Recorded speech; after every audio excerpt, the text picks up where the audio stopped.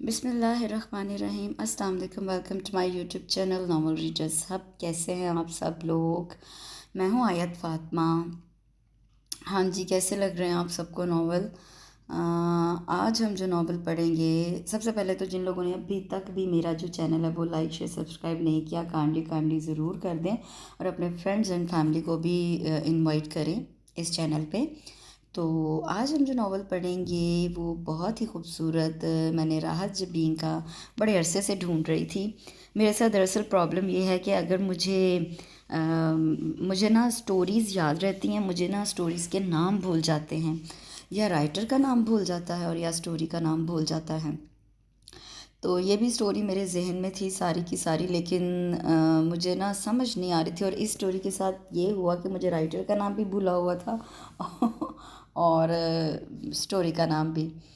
तो बस फिर रसाले खंगालते खंगालते, तो मेरे पास पुराने डाइजेस्ट बहुत ज़्यादा पड़े होते हैं, तो उनको देख देख के एकदम से मेरी नज़रों से गुज़रा। कुछ मैंने अपनी मदर से पूछा, तो मेरी मदर भी रसाले वगैरह डाइजेस्ट पढ़ती होती थी, तो कुछ उनको भी याद था, तो थोड़ी सी उनसे ले लेती हूँ हेल्प। तो उनसे पूछ के तो फिर मैंने ये कहानी ढूंढी है। बहुत खूबसूरत स्टोरी है, विलेज बेस्ड है, वही टिपिकल है लेकिन बड़ी मज़े की है, आपको बहुत पसंद आएगी। कज़न बेस्ड है ये। तो हीरो हीरोइन बचपन में इंगेज्ड होते हैं, तो जो हीरोइन है उसके फादर जो है, उसकी मदर की डेथ के बाद ना उसको लेके चाइना में या जापान में आई थिंक सेटल्ड हो जाते हैं। तो वहाँ से काफ़ी अरसे के बाद जब वो आती है तो शहर में आती है, वहाँ अपने दूसरे कज़न से मिलती है, फिर अपने क्या कहते हैं उनके साथ अपने गांव वाली हवेली में आती है, क्योंकि उसका जो बचपन होता है ना, थोड़ा सा वो गांव गुजरा होता है, उसको गांव याद होता है, हवेली याद होती है, तो वो उधर आती है। तो उसी पे बेस्ड है, जो हीरो है वो उधर ही होता है, गांव में भी होता है और शहर में बड़ी अच्छी जॉब होती है, बड़ी अच्छी पर्सनालिटी का होता है। बहुत ही खूबसूरत स्टोरी है। इसमें हीरो का करैक्टर भी बहुत अच्छा है, बड़ा डिफरेंट सा है, बड़ा मज़े का है। और वही जो कज़न्स में आपस में थोड़ी सी लेग पुलिंग और थोड़ी सी जेलसी, जब कोई बाहर से कज़न आ जाए तो जो होती है टिपिकल, वो भी इसमें बताया गया है। तो मुझे तो ये नावल बहुत पसंद है, मुझे यकीन है आपको बड़ा अच्छा लगेगा नावल, क्योंकि मैंने आज तक वही नावल उठाए हैं जो मुझे लगता है कि अगर मैं ये जो मुझे पसंद है और मुझे लगता है कि ये आप लोगों को बहुत पसंद आएगा, तो मैं वही पढ़ती हूँ। हालांकि बहुत ज़्यादा है और नावल्स भी हैं, लेकिन इंसान जो है वो अपने इंटरेस्ट और दूसरों की दिलचस्पी के हिसाब से जब पढ़ता है ना, तो फिर ख़ुद भी खुश होता है और अगले भी खुश हो जाते हैं। तो चलिए स्टार्ट करते हैं। हाँ, ये आया था शुआ डाइजेस्ट में, और मुझे बिल्कुल भी याद नहीं है इसका मंथ और ईयर, यहाँ पे भी मेंशन नहीं है, क्योंकि इसका जो सर वर्क है वो फटे हुए थे, 3-4 पेजेस फटे हुए थे, तो मुझे पता नहीं चला। तो वरना पहले हेड और फुटर पे कुछ ना कुछ लिखा हुआ होता था, माहनामा शुआ या माहनामा डाइजेस्ट। इनके किसी पेज पे ऐसा कुछ भी मेंशन नहीं है। तो चलिए स्टार्ट करते हैं। बहुत सी अनकही बातें राहत जबी। ट्रैक इस कहानी को मैं अभी स्टार्ट करने लगी हूँ, मुझे यकीन है बहुत से लोगों ने ये कहानी पढ़ी होगी। ये बहुत प्यारी कहानी, बड़ी मशहूर कहानी थी। तो जिन्होंने नहीं पढ़ी है, जिन्होंने पढ़ी भी हुई है, तो कोई बात नहीं, मेरे साथ मिलके एंजॉय करें और फिर कमेंट्स में ज़रूर बताना है। डायरेक्टर की चाबी उसने एक अकरम को थमाकर बाकी मांदा काम समझाया और दूसरे खेतों की तरफ निकल गया, जहाँ गंदम की कटाई पूरे ज़ोर शोर से जारी थी। जहाँ सूरज की तपिश में कमी आ गई थी, वहीं गरीब मेहनत कश के हाथों में थकन पसीने की तरह उतर आई थी, मगर फिर भी दरांती की ज़ोरदार जुम्बश से गंदम की सुनहरी बालियाँ कट कट कर गिरने लगी। कभी यूं ही कोई मनचला ऊंचे सुरों में कोई लोकगीत छेड़ देता, तो बल्ले और शावा की आवाज़ों के साथ सबके हाथों में मस्ती उतर आती। अरसलान ने गिरेबान के ऊपरी 2 बटन खोलकर गिरेबान को छटकते हुए पसीना खुश्क करने की कोशिश की। मज़ारों की कमीज़ पसीने में भीगकर जिस्मों से चिपक गई थीं। कई किसान कमीज़ें उतारे हर किस्म की गर्मी से बेनियाज काम में मसरूफ़ थे। अरसलान जावेद ने रुककर काम की रफ्तार का अंदाज़ा लगाया और मज़ीद हिदायत देता बाग की तरफ निकल आया। यहाँ एकदम से ठंडक का एहसास हुआ। बाग के ऐन दरमियान से छोटी सी नदी बहती आ रही थी, जिसने बाग को 2 हिस्सों में तकसीम कर दिया था। वो नदी के किनारे बैठकर कमीज़ के बाजू चढ़ाने लगा। ओ अरसलान पुत्र, बाग का रखवाला उसे देखकर उसके पास आ गया। अस्सलाम वालेकुम नूरे चाचा, क्या हाल है? अरसलान ने एक लम्हे को रुक कर उसे देखा। बस पुत्र, बड़ा करम है सोने रब का।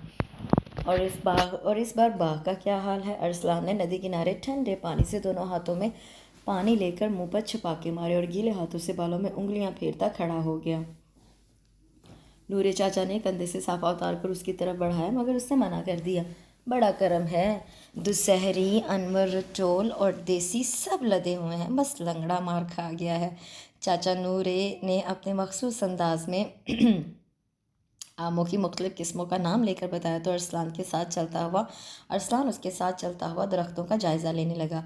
अरसलान बाऊ, बरकत बड़ी दूर से भागता चला आया। और सुनाओ चाचा, उमर हयात का क्या हाल है। अरसलान ने बरकत को देखकर उसके बेटे का पूछा। रब के फजल से वो भी ठीक ठाक है, तुझे बहुत याद करता है। सुबह आया था, तेरी तरफ मिला नहीं। नूरे के बेटे उमर हयात और अरसलान का बचपन एक साथ गुजरा था।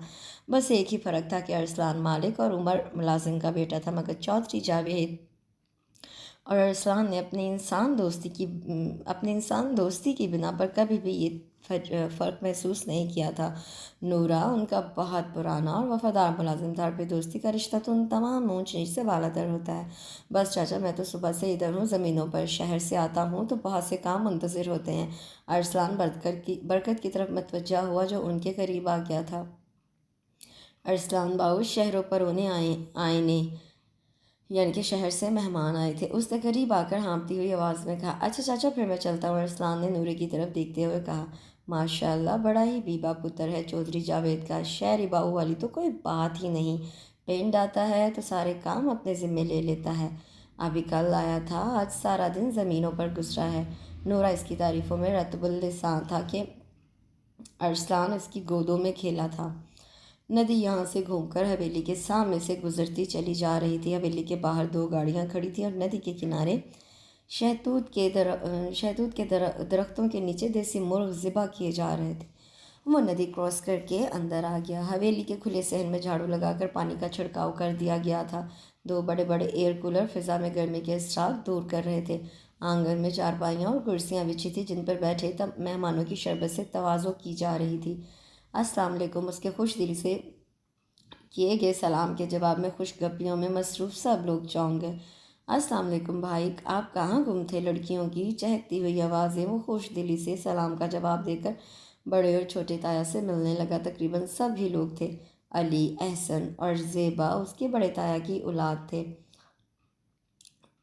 और असद, शहला, फ़िज़ा और हारिस छोटे ताया की। अली से मिलते हुए वो बेख्तियार चौंक गया। जीन्स पर सफ़ेद कढ़ाई वाले कुर्ते और बड़े से दुपट्टे के साथ अपने घुंघराले बालों को बैंड में जकड़े वो ऐन एयर कूलर के सामने बैठी थी। हवा के ज़ोर से घुंघराले बालों की लटें उसके चेहरे पर बिखरने लगती। वो बिखरते बालों और उड़ते दुपट्टे में उलझी हल्की सी मुस्कुराहट होंठों पर सजाए उसी की तरफ मतवज्जा थी। गुजरे माह साल भी उसकी शबी को अरसलान के ज़हनो दिल में धुंधला सके थे। वो अब भी इतनी ही प्यारी थी। माजी का एक लम्हा अरसलान की आंखों में मुस्कुराने लगा जब 6 साल अरसलान ने उस नन्हे से वजूद को झूले में सोते देखकर उसके रुई जैसे गालों को छुआ था। अम्मी, ये इतनी सफ़ेद क्यों है। उसके मासूम सवाल पर अम्मी और सिदरा चची हंस दी। अम्मी, इसे हम ले लें। वो सुर्ख और सफ़ेद सी स्याह बालों वाली गुड़िया उसे इतनी प्यारी लगी थी कि वो उसे किसी कीमत पर छोड़ने को तैयार ना था। लो भाई सिदरा, तुम तो बेफिक्र हो जाओ, अब यह गुड़िया हमारी है। आखिर मेरे अरसलान ने खुद मांगा है उसे। अम्मी ने हंसकर कहा। अरसलान उसके नन्हे मुन्ने हाथ छूकर देखने लगा। तुम्हारी ही है आपा, सिद्रा चची ने खुशदिली से कहा। वो तो जैसे दीवाना हो गया। अली या एहसन में से कोई उसे उठाता तो वो लड़ पड़ता। ये सिर्फ मेरी गुड़िया है। और जब सिद्रा चची की वफ़ात के बाद शुजात चचा ने अपने एक जापानी दोस्त के ताउन से जापान में कंस्ट्रक्शन कंपनी कायम कर ली और हमेशा के लिए वहाँ शिफ्ट हो गई, तो वो सिसक सिसक कर रोता रहा। जाते वक्त सब उसे बुलाते रहे कि वो एक बार आकर मिल ले, मगर वो अपने कमरे का दरवाज़ा बंद करके रोता रहा। सबसे खफा हो गया कि उन सब ने उसे जाने क्यों दिया। अरसलान भाई कहाँ खो गए। फिज़ा की आवाज़ पर वो चौंक गया।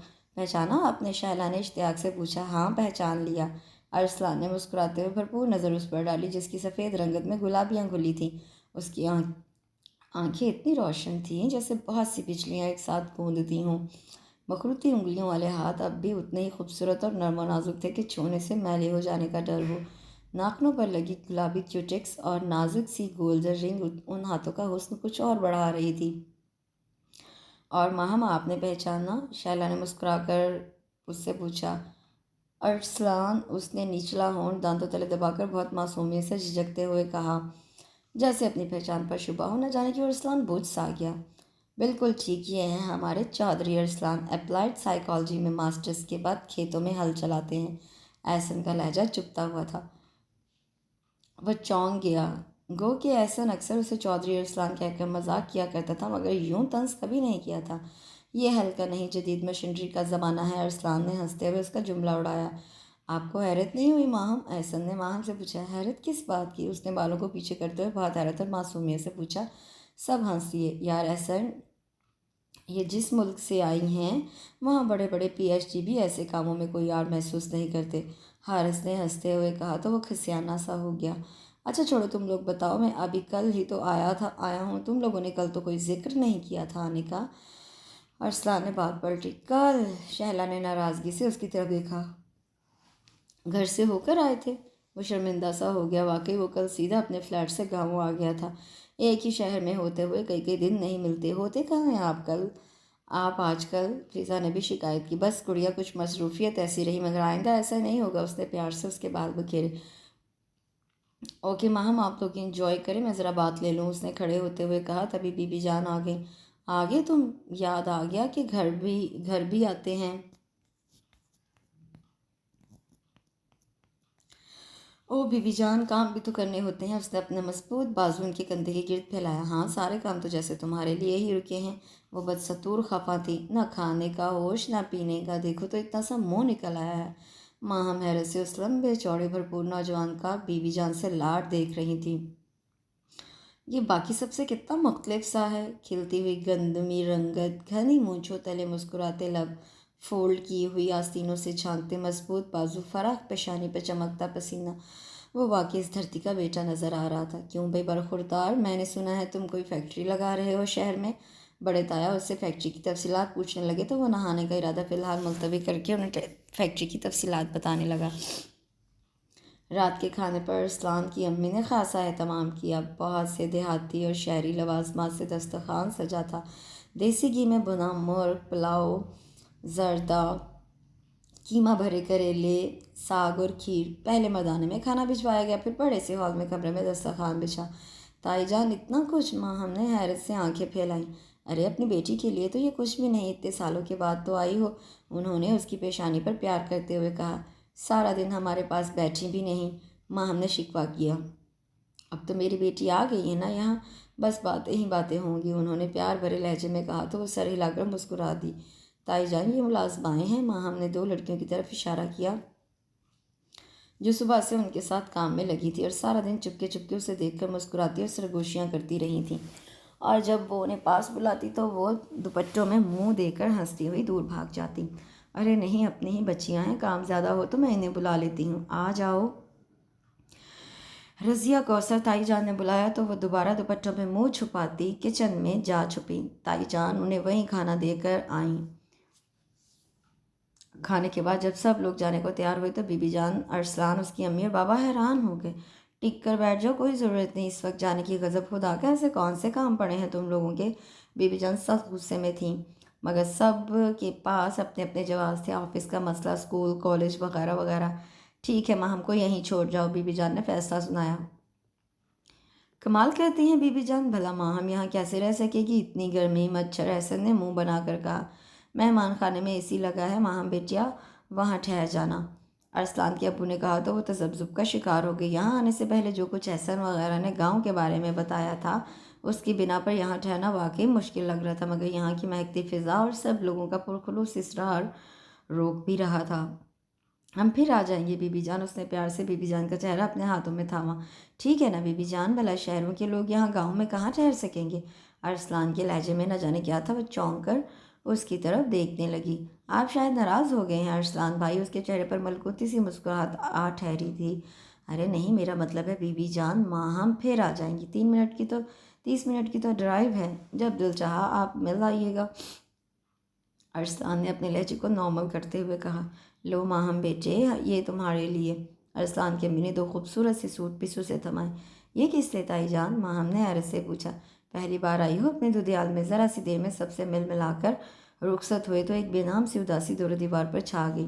بی بی جان، اور عذرا بیگم کتنی دیر اس کی باتیں کرتی رہیں تو یہ لوٹ ہی آئی۔ ارسلان دونوں ہاتھوں کا تکیہ بنا کر بستر پر دراز ہوا، مگر یوں کہ ماضی کی کوئی شبیہ اس کے ذہن میں نہیں، اور میں نے ہمیشہ صرف اسی کا انتظار کیا، شاید اس لیے کہ بی بی جان اور امی نے ہمیشہ اسے اپنی باتوں میں یاد رکھا۔ کیا بات ہے، نیند نہیں آ رہی؟ عذرا بیگم نے اس کے بالوں میں انگلیاں پھیر کر پیار سے پوچھا تو وہ چونک گیا۔ وہ ان کے ہاتھ سے دودھ پتی کا پیالہ لے لیا۔ کیا سوچ رہے تھے؟ انہوں نے چارپائی پر بیٹھتے ہوئے پوچھا۔ کچھ بھی تو نہیں، یوں ہی بس فیکٹری کے بارے میں سوچ رہا تھا۔ جھوٹ، انہوں نے کہا تو وہ ہنس دیا۔ یہاں آ کر وہ بہت خوش تھی، سب لوگ اسے بھرپور کمپنی دیتے، جو کبھی اداس ہونے لگتی تو وہ لوگ اپنی پرلطف باتوں سے اسے ہنسا دیتے۔ ہنستی رہا کریں نا آپی، آپ کی ہنسی بہت خوبصورت ہے۔ زیبا اس کا ہاتھ تھام کر کہتی، علی بھائی ہر وقت آفس میں مصروف رہتے، احسن اپنی جاب کے باوجود اس کے لیے وقت نکال لیتا۔ شہلا کے ساتھ تو اس کی دوستی ہو گئی تھی، اس کے ساتھ وہ پاکستانی کھانے بنانا سیکھ رہی تھی۔ اسد اسلام آباد میں جاب کرتا تھا، کئی مہینوں بعد شکل دکھاتا۔ فضا آپی انگلش میں ماسٹرز کر رہی تھی۔ ان کی بات ان کے ماموزاد سے طے تھی جو امریکہ میں ایم ایس کر رہے تھے۔ Haris B A final year اور زیبا تھرڈ ایئر کی اسٹوڈنٹ تھی۔ بڑی سی کوٹھی کے اوپر والے پورشن میں بڑے تایا اور نیچے چھوٹے تایا مقیم تھے۔ بڑی تائی کے پاس بس ایک ہی موضوع تھا، شہلا کا رشتہ۔ شہلا چڑ جاتی، بس امی کا بس نہیں چلتا کہ کسی بھی راہ چلتے کا ہاتھ پکڑیں، مجھے اس کے ساتھ رخصت کر دیں۔ وہ دھڑ دھڑاتی نیچے آ جاتی جہاں چھوٹی تائی کو فضا آپی کے جہیز کی فکر سوار رہتی۔ لاؤنج میں ہنگامہ سا بپا تھا۔ حارث خاصے والیوم کے ساتھ کوئی انگلش میوزک سن رہا تھا، ساتھ ہی وہ اور زیبا سر جوڑے نہ جانے کون کون سے سنگرز پر تبصرے کر رہے تھے۔ فضا آپی وہیں صوفے پر کتابیں پھیلائے نوٹس بنانے میں مصروف تھی۔ شہلا فیشن میگزین سے باہر کے نئے فیشن سلیکٹ کر رہی تھی، اور ماہم سوچ رہی تھی میں نے یہاں آ کر غلطی تو نہیں کی؟ یہاں سب لوگ میرا کتنا خیال رکھتے ہیں، مگر پاپا نے ایک بار بھی فون کر کے نہیں پوچھا کہ ماہم تم کیسی ہو، تم اداس تو نہیں رہتی، مجھے یاد کرتی ہو کہ نہیں؟ السلام علیکم کی پرجوش آواز پر وہ چونک گئی۔ ارسلان بھائی! شہلا اور زیبا سب چھوڑ چھاڑ کر اس کی طرف بھاگی۔ کتنے برے ہیں آپ، پتہ ہے پورے 2 ہفتے بعد شکل دکھائی ہے۔ زیبا کی تو جان اٹکی رہتی تھی اس میں۔ ارسلان بھائی کا نام ہر دم ورد زبان رہتا۔ جی میں تو جیسے سمندر پار رہتا ہوں، خود نہیں آ سکتی تھی یا فون کرتے ہوئے ہاتھ گھستے تھے؟ ارسلان نے اس کے بالوں کو جھٹکا دیا تو وہ چیخ پڑی۔ آپ ملتے ہیں فون پر؟ روز بی بی جان اور آنٹی بات کرتی ہیں، آپ کا پوچھو تو فوراً جواب ملتا ہے، زمینوں پر کیا ہے؟ شیلا نے بھی منہ بنا کر کہا تو وہ ہنس دیا۔ آپ سنائیں ماہم کیسی ہیں آپ؟ ارسلان نے اس کے سامنے والے صوفے پر بیٹھتے ہوئے پوچھا۔ ہم بالکل ٹھیک ہیں۔ بی بی جان اور تائی اماں کیسی ہیں؟ ماہم نے مسکرا کر پوچھا۔ وہ بھی ٹھیک ہیں، بہت یاد کرتی ہیں آپ کو، ارسلان نے کہا تو وہ شرمندہ ہو گئی۔ ہر روز بی بی فون کر کے اسے گاؤں آنے کا کہتی، مگر ہر بار احسن اور حارث مل کر کچھ ایسا پروگرام بناتے کہ گاؤں جانے کا پروگرام اگلے دن پر ڈال دیا جاتا، اور یوں پورے 2 ہفتے ہو گئے تھے اسے۔ ہم آئیں گے کسی روز، وہ بس یہ لوگ روز کوئی نہ کوئی پروگرام سیٹ کر لیتے تھے۔ وہ ہم کا صیغہ استعمال کر کے اتنی معصومیت سے بات کرتی کہ سامنے والا بے اختیار مسکرا اٹھتا۔ بی بی جان کا تو اصرار تھا کہ آپ کو آج ہی گاؤں آنا ہے۔ ارسلان نے بی بی جان کا پیغام دیا۔ ارے بھئی آج کیسے جا سکتی ہے؟ احسن نے اندر آتے ہوئے کہا۔ وہ آخری جملہ سن چکا تھا۔ آج تو ہمارا پروگرام ماہم کو شاہی قلعہ دکھانے کا ہے، شام کو الحمرا میں میوزیکل شو اور اس کے بعد چائنیز۔ احسن نے پورے دن کا پروگرام ایک ہی پل میں سیٹ کر لیا۔ بلکہ تم بھی ساتھ چلو، ذرا مزہ رہے گا، احسن نے آفر کی۔ نہیں مجھے تو کچھ کام ہے، فیکٹری کے معاملات دیکھتے ہیں، پھر فصل کی کٹائی کا کام شروع ہو چکا ہے۔ اور کم آن یار، احسن نے منہ بناتے ہوئے اس کی بات کاٹی۔ کتنے بور ہو گئے ہو تم، کبھی ان زمینوں فصلوں سے باہر نکل کر بھی دیکھو، زندگی اس سے بھی خوبصورت چیز کا نام ہے۔ وہ تمہاری طرح فارغ نہیں ہے اور نہ ہی کام کو بوجھ سمجھتا ہے، اسے اپنے کام سے محبت ہے۔ فضا آپی نے پہلی بار کتاب سے نظریں اٹھا کر کہا۔ محبت کرنے کے لیے انسان کیا کم ہے؟ احسن نے ایک نظر ماہم کے چہرے پر ڈال کر کہا۔ وہ جان بوجھ کر ارسلان کو اس بحث میں لپیٹ رہا تھا۔ ارسلان انسانوں سے بھی محبت کرنے میں تم سے زیادہ سچا اور کھرا انسان ہے، اس کی محبت میں کبھی کوئی کھوٹ ہو ہی نہیں سکتا۔ فضا آپی نے کتابیں سمیٹنے کے ساتھ ساتھ ایک ہی جملے میں بحث کو بھی لپیٹ دیا۔ آؤ ارسلان تمہیں کھانا نکال دوں، فضا آپی نے کہا۔ وہ جانتی تھی اس وقت وہ کھانا کھا کر نہیں آیا ہوگا۔ ارسلان فضا آپی کے ساتھ کچن میں آ گیا، جبکہ احسن بدمزہ سا ہو کر ان لوگوں کے ساتھ آج کا پروگرام ڈسکس کرنے لگا۔ تم نے نوٹ کیا ارسلان؟ فضا آپی نے ٹیبل پر برتن لگاتے ہوئے پوچھا۔ کیا؟ ارسلان نے چاول پلیٹ میں نکالتے ہوئے کہا۔ مجھے ماہم کچھ پریشان سی لگتی ہے، فضا نے جگ میز پر رکھ کر پرسوچ انداز میں کہا۔ تو اس کا ہاتھ ایک لمحے کو رک سا گیا۔ پریشان کیوں ہونے لگی؟ میں نے تو ایسا کچھ نہیں محسوس کیا۔ تم مجھ سے ملے ہی کہاں ہو؟ تم نے تو یہ بھی نہیں دیکھا ہوگا کہ جب وہ پریشان ہوتی ہے تو اس کی آنکھوں کی روشنیاں یکدم سے بجھ جاتی ہیں۔ فضا نے اسے چھیڑا تو وہ ہنس دیا۔ مگر میں نے ان روشنیوں کو کئی بار بجھتے دیکھا ہے۔ تم نے تو شاعری شروع کر دی، ارسلان نے ہنس کر کہا۔ فضا اس سے 1 سال چھوٹی تھی، مگر اس نے ہمیشہ ارسلان کو بڑی بہنوں کی طرح ٹریٹ کیا تھا۔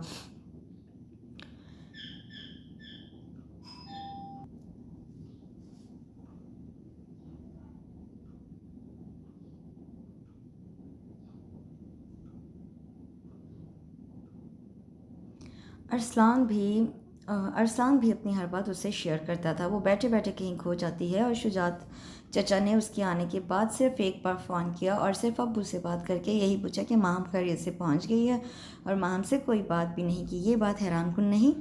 فضا کی بات پر وہ بھی کچھ پریشان ہو گیا۔ تم نے ماہم سے پوچھا؟ نہیں، مجھے اچھا نہیں لگا، نہ جانے کیا بات ہے، پر میرا خیال ہے وہ خود ہی کسی نہ کسی پر اعتبار کر کے اپنی پرابلم شیئر کرے گی۔ آخر ہم غیر نہیں، اس کے اپنے ہیں، فضا نے کہا تو وہ سر ہلا کر رہ گیا۔ ایک اور بات بھی ہے۔ اب کیا ہے؟ ارسلان نے چمچ رکھ کر بے چارگی سے کہا تو وہ ہنس دی۔ اب دیکھو، یہاں تو ہر طرف اس بات کا چرچا ہے کہ تمہاری اور ماہم کی نسبت بچپن سے طے ہے، اور ماہم کے آنے پر یہ بات سارے خاندان میں دہرائی جا رہی ہے، جبکہ ماہم اس بات سے یکسر لا علم ہے۔ پہلے امی ابو کا خیال تھا کہ شجاعت چاچا نے ماہم کو اس لیے پاکستان بھیجا ہے کہ وہ اس کی اور تمہاری شادی طے کر دی جائے، مگر انہوں نے فون پر اس قسم کی کوئی بات ہی نہیں کی۔ فضا نے کہا، ہو سکتا ہے وہ خود ایسی بات نہ کرنا چاہتے ہوں، اور پھر کوئی واضح نسبت بھی تو طے نہیں ہوئی، بس امی اور سدرا چچی کے درمیان ایک بات ہوئی تھی اور بس۔ ارسلان نے خیال ظاہر کیا۔ خیر، ایسی بھی کوئی بات نہیں۔ امی بتاتی ہیں کہ بعد میں باقاعدہ تمہارے امی ابو نے شجاعت چچا اور سدرا چچی سے بات کی تھی، دادا جی اور بی بی جان کے سامنے، اور کسی کو بھی اس پر اعتراض نہیں تھا۔ اگر شجاعت چچا بھائیوں سے کوئی بات نہیں کرنا چاہتے تو بی بی جان کے ذریعے تو کہلوا سکتے ہیں، وہ تو ان کی ماں ہیں۔ فضا نے کہا تو وہ کندھے جھکا کر کھڑا ہو گیا۔ بہرحال آپ بھی بہتر تو یہی ہے کہ ماہم پر زبردستی یہ فیصلہ مسلط نہ کیا جائے۔ اس کی پرورش کسی اور ماحول میں ہوئی ہے، وہ اچھا برا زیادہ بہتر طور پر سمجھ سکتی ہے، بلکہ زیادہ بہتر ہے کہ اس بات کا اس کے سامنے ذکر ہی نہ کیا جائے، اور اگر وہ کوئی اور فیصلہ کرے تو میرا مطلب ہے آج کل احسن خاصا وقت گھر پر گزارنے لگا ہے۔ فضا نے شوخی سے کہا تو وہ چپ سا ہو گیا۔ اگر وہ ایسا کرتی ہے تو بھی کوئی حرج نہیں، وہ بڑے آرام سے بولا۔ دل سے کہہ رہے ہو؟ فضا نے مسکراتے ہوئے پوچھا۔ پتہ نہیں، یہ کہہ کر وہ فوراً باہر نکل گیا۔ ارسلان بھائی رک جائے نا، ہم بس 1 گھنٹے میں نکل رہے ہیں پکنک کے لیے، حارث نے اسے دیکھتے ہوئے کہا تو وہ نہ جانے کیوں رک کر ماہم کو دیکھنے لگا، جو دونوں پاؤں سمیٹ کر صوفے پر رکھے بڑے ریلیکس موڈ میں شائلہ سے باتیں کر رہی تھی۔ ماہم، ارسلان کے پکارنے پر اس نے چونک کر دیکھا۔ شجاعت چچا کا فون نہیں آیا؟ اس نے اچانک پوچھا تھا، اور اسی لمحے ماہم کی اٹھتی گرتی پلکوں کے نیچے کوندتی بجلیاں گھنے بادلوں میں جا چھپی تھیں۔ یہ دیکھ کر وہ رکا نہیں اور فوراً باہر نکل گیا تھا۔ وہ شہر سے سیدھا زمینوں کی طرف آ گیا تھا۔ باغ میں آ کر اس نے اسپرے کے ڈبے چچا نورے کے حوالے کیے، ساتھ ہی باقی ہدایات بھی دی۔ پھر کھیتوں کی طرف نکل گیا جہاں گندم کی کٹائی زوروں پر تھی۔ عمر حیات نگرانی کر رہا تھا۔ کیا حال ہے عمر، کتنا کام رہ گیا ہے؟ ارسلان نے اس کے پاس جا کر آہستگی سے پوچھا۔ سب ٹھیک ٹھاک ہے، اور بس چند کھیت رہ گئے، حیات نے گرمجوشی سے ہاتھ ملاتے ہوئے کہا۔ بلکہ میرا خیال ہے خالی کھیتوں میں ٹریکٹر چلا دیا جائے، کپاس کی بجائی کا وقت بھی قریب آ رہا ہے، عمر حیات نے کہا تو وہ بس سر ہلا کر دوسری طرف دیکھنے لگا جہاں پاپا چلے آ رہے تھے۔ کیا بات ہے، تمہاری طبیعت تو ٹھیک ہے؟ عمر حیات نے اس کی بے توجہی محسوس کر کے پوچھا۔ ہاں ٹھیک ہے، ارسلان نے ماتھے سے پسینہ صاف کیا۔ عمر، تمہاری ملازمت کا کیا ہوا؟ ارسلان نے پوچھا تو اس کے چہرے پر ملال سا چھا گیا۔ ملازمتیں ہم جیسے کو کہاں ملتی ہیں ارسلان صاحب، بس یہی کام ٹھیک ہے۔ اچھا ایسا کرو، پرسوں میں شہر جاؤں گا تو میرے ساتھ چلنا، ارسلان نے کہا۔ کیوں؟ عمر نے حیرت سے پوچھا۔ کوئی کام ہے؟ ہاں، فیکٹری میں کام شروع ہو گیا ہے، میں تو آج کل یہاں مصروف ہوں، تم وہاں دیکھ لینا، یوں تمہاری ملازمت کا مسئلہ بھی حل ہو جائے گا۔ مگر مجھے فیکٹری کے معاملات کا کیا پتہ؟ عمر نے پریشانی سے ارسلان کی طرف دیکھا۔ معاملات کا کیا ہے، سیکھ جاؤ گے رفتہ رفتہ، میرا مینیجر بڑا بھلا آدمی ہے، تمہیں سب سکھا دے گا، ارسلان نے لاپرواہی سے کہا۔ شکریہ یار، میں کس منہ سے تمہارا شکریہ ادا کروں، عمر حیات نے بھرائی ہوئی آواز میں کہا۔ ارسلان نے مسکرا کر اس کا کندھا تھپتھپایا تو وہ میں بابا کو بتاتا ہوں کہہ کر باغ کی طرف بھاگ گیا۔ یہ تم کیا کر رہے ہو؟ چودھری جاوید نے حیرت سے دھوپ کی تمازت سے اس کے سرخ ہوتے چہرے کو دیکھا۔ بس بابا وہ ایسے ہی دھڑا نکلا تھا، اسے کوئی بات ہی نہ بن پائی۔ دماغ خراب ہو گیا تمہارا؟ چودھری جاوید نے اس کے ماتھے پر چمکتا پسینہ اپنے ہاتھ سے صاف کیا۔ تمہارا باپ اب اتنا بھی بوڑھا نہیں ہوا ارسلان بیٹے، جاؤ شاباش گھر جاؤ۔ انہوں نے پیار سے اس کا کندھا تھپتھپایا تو وہ سر ہلا کر گھر کی طرف چل دیا۔ السلام علیکم بی بی جان، وہ تھکا تھکا سا کمرے میں داخل ہوا تھا۔ جیتے رہو، بی بی جان نے اس کے سر پر ہاتھ پھیرا۔ بچی نہیں آئی؟ انہوں نے بڑے اشتیاق سے ماہم کا پوچھا تھا، جیسے انہوں نے کہا تھا تو وہ اس کے ساتھ دوڑی چلی آئے گی۔ اب اگر وہ بچی نہیں آنا چاہتی تو کیا میں اسے گود میں اٹھا کر لاؤں؟ وہ تو پہلے ہی الجھا ہوا تھا، چڑھ کر بولا۔ بی بی جان ہکا بکا رہ گئی۔ عذرا بیگم نے بڑی مشکل سے ہنسی ضبط کی تھی۔ کیا بک رہی ہو ارسلان؟ انہوں نے سرزنش کی۔ تو امی آپ لوگ یہ کیوں بھول جاتے ہیں کہ وہ اب ننھی بچی نہیں رہی، بڑی ہو گئی ہے، اپنی مرضی کی مالک ہے، آنا ہوگا تو آ جائے گی، اس نے ناراضگی سے کہا۔ لو ایسے بلاؤ گے تو بھلا کیوں آنے لگی وہ؟ بی بی جان نے بھی ناراضگی دکھائی۔ انہیں اچھی نہیں لگی تھی ارسلان کی یہ بیزاری۔ بس ہمیں تو یوں ہی بلانا آتا ہے، آنا ہوگا تو یوں ہی آ جائیں گی محترمہ، اور بس اب یہاں سے کوئی پیغام نہیں جائے گا محترمہ کے لیے۔ آپ لوگوں کو ملنا ہوا تو وہاں جا کر مل لائیے گا، وہ قطعی لہجے میں کہتا باہر نکل گیا۔ وہ دونوں ایک دوسرے کا منہ دیکھتی رہ گئیں۔ سب لوگ کالج یونیورسٹی کے لیے نکلے تھے، آفس جانے والے آفس گئے تھے۔ دونوں بڑی تائی اور چھوٹی تائی اماں کچن میں مصروف تھیں۔ وہ تنہا ٹی وی لاؤنج میں خالص ذہنی کیفیت میں ٹی وی پر بھاگتی دوڑتی تصویریں دیکھ رہی تھی۔ سوچ کا محرک پاپا کی ذات تھی۔ نہ جانے ہم کس کے بھروسے پر یہاں آ گئے، اور پاپا نے تو جیسے سکون کا سانس لیا۔ ایک بار بھی فون نہیں کیا، بس اتنی ہی اہمیت ہے ہماری پاپا کے نزدیک، یوں بھول گئے جیسے۔ ہیلو ماہم، احسن کی آواز پر وہ چونک گئی۔ ایک طویل سانس لے کر خود کو ریلیکس کرنے کی کوشش کرنے لگی۔ Are you all right? اس کے چہرے پر چھائی اداسی کی پرچھائیوں کو احسن نے بھی محسوس کیا تھا۔ او یس احسن، ہم بالکل ٹھیک ہیں، وہ مسکرا دی۔ ماہم تمہیں یہاں کے لوگ کیسے لگے؟ احسن نے ریموٹ کنٹرول اٹھا کر اس کی طرف دیکھے بغیر پوچھا۔ بہت اچھے، بہت پرخلوص، ہم نے تو سوچا بھی نہ تھا کہ یہاں اتنی محبت ملے گی۔ نہ جانے پاپا یہاں سے کیوں چلے گئے، اس نے واقعی دل سے کہا تھا۔ اور اگر تمہیں ہمیشہ یہیں رہنا پڑے تو؟ احسن کی سوالیہ نظریں اس کے چہرے پر ٹھہر گئیں۔ ہم ہمیشہ یہیں رہنے تو آئے ہیں، اس نے نظریں چرا کر آہستگی سے کہا۔ وہ نہ جانے کیا سمجھا کہ خوشی سے نہال ہو گیا۔ اس نے کوٹ کی جیب میں ہاتھ ڈال کر سرخ مخملی ڈبیا نکال کر اس کی طرف بڑھائی تو وہ حیران ہو کر اسے دیکھنے لگی۔ ماہم اگر تمہیں میرا ساتھ قبول ہو تو پلیز یہ رکھ لو، احسن نے کہا۔ پلیز احسن بھائی، نہ جانے کیوں اس کی آواز بھیگ سی گئی۔ کیا ہوا ماہم؟ پلیز احسن بھائی، ابھی شادی نہیں کرنا ہے۔ وہ بہت مضطرب سی دونوں ہاتھ کی انگلیاں چٹکا رہی تھیں۔ ماہم کیا کوئی اور؟ احسن کا لہجہ بجھ سا گیا۔ احسن بھائی یقین کریں ایسی کوئی بات نہیں، ہمیں ابھی شادی کرنا ہی نہیں، ہم نے ایسا کچھ بھی نہیں سوچا۔ وہ یکدم ہاتھوں میں چہرہ چھپا کر رو دی۔ پلیز ماہم اس طرح تو مت کرو، اگر تم نہیں چاہتی تو نہ صحیح۔ شاید تمہیں میرا یوں اچانک پرپوز کرنا اچھا نہیں لگا، اگر تم کہو تو میں ابو سے کہتا ہوں کہ وہ شجاعت چچا سے۔ فار گاڈ سیک احسن بھائی، آپ یہ سب بہت جلدی کر رہے ہیں، آپ ہمیں یہاں ایڈجسٹ تو ہونے دیں، یہاں کے لوگوں کو سمجھنے تو دیں۔ وہ بے چارگی سے بولی تو وہ کھڑا ہو گیا۔ اوکے میں چلتا ہوں، تم ایڈجسٹ ہو جاؤ پھر بات کریں گے۔ ایسے یہ کہہ کر لمبے لمبے ڈگ بھرتا باہر نکل گیا۔ بظاہر اس نے بات یوں ہی ادھوری چھوڑ دی، مگر دل میں مصمم ارادہ کر لیا تھا کہ وہ جلد ہی اپنے والدین سے بات کرے گا، کہ اس کے سامنے ارسلان کی ذات تھی جو کسی بھی لمحے اس کے مقابل آ سکتا تھا۔ وہ ماہم کو پسند بھی کرتا تھا اور ماہم کے ذریعے جاپان میں سیٹل ہونے کا گولڈن چانس بھی مس نہیں کرنا چاہتا تھا۔ تمہیں ایسا نہیں کرنا چاہیے تھا احسن، فضا کو جب سے احسن کی اس حرکت کا علم ہوا تھا وہ اس کے پیچھے پڑی تھی۔ ایسا کیا کر دیا ہے میں نے جو سب لوگ میرے پیچھے پڑے ہیں؟ وہ چڑھ کر بولا۔ تم اچھی طرح جانتے ہو کہ تم نے کیا کیا ہے۔ فضا کو سچ مچ بہت دکھ ہوا تھا جب ماہم نے صاف گوئی سے اسے احسن کے پرپوزل اور اپنے جواب کا بتایا تھا۔ جب فضا نے یہی بات احسن کی امی کو بتائی تھی تو وہ بھی پریشان ہو اٹھی۔ آخر خاندان کا معاملہ تھا، تبھی انہوں نے فوراً احسن کو اپنے کمرے میں طلب کیا تھا۔ وہ نہیں چاہتی تھیں کہ اس بات کی بھنک بھی احسن کے ابو کے کانوں میں پڑے۔ کیا کیا ہے میں نے؟ بس شادی کی آفر کی ہے، اور یہ کوئی گناہ تو نہیں؟ وہ پینٹ کی جیبوں میں ہاتھ ڈال کر اطمینان سے بولا۔ ارے ایسا کبھی ہوتا ہے؟ ہمارے خاندان میں فٹ سے انگوٹھی نکال کر لڑکی کی ہتھیلی پر رکھ دی کہ شادی کرو گے مجھ سے، نہ کسی سے پوچھا نہ بتایا۔ صدیقہ بیگم کلس کر بولی۔ امی چھوڑیں بھی ان پرانی باتوں کو، وہ بیزاری سے بولا۔ ایسے تم اچھی طرح جانتے ہو کہ ماہم ارسلان کے ساتھ منسوب ہے، فضا نے دانت پیستے ہوئے کہا۔ ان دونوں کی بچپن کی منگنی مائی فٹ، اس نے دانت کچکچا کر ہتھیلی پر مکہ جمایا۔ کون کرتا ہے آج کل ایسی باتیں آج کے دور میں؟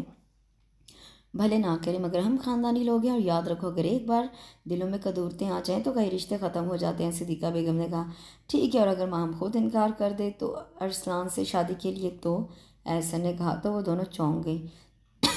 کیا ماہم نے ایسا کچھ کہا؟ فضا نے حارث سے پوچھا۔ وہ کیا کہے گی جب کہ ابھی اسے کچھ پتہ ہی نہیں، مگر کہہ تو سکتی ہے نا، احسن نے کہا۔ اسے پورا یقین تھا کہ ماہم کبھی گاؤں میں رہنا پسند نہیں کرے گی۔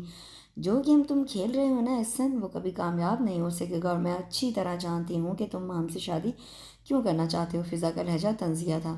کیوں کرنا چاہتا ہوں میں ماہم سے شادی؟ احسن کی آواز بلند ہونے لگی۔ اس سے پہلے کہ فضا کوئی جواب دیتی زیبا نے اندر جھانکا۔ امی ہم مارکیٹ جا رہے ہیں۔ کیوں؟ وہ غصے میں بھری بیٹھی تھی۔ اوف امی، صبح بتایا تو تھا آپ کو ماہم کے لیے اچھا سا ڈریس لینا ہے پرسوں کے ڈنر کے لیے۔ پیسے میں نے ابو سے لے لیے تھے، اس نے جلدی جلدی کہا کہ باہر حارث چلا رہا تھا۔ جا کس کے ساتھ رہی ہو؟ فضا نے پوچھا۔ حارث کے ساتھ۔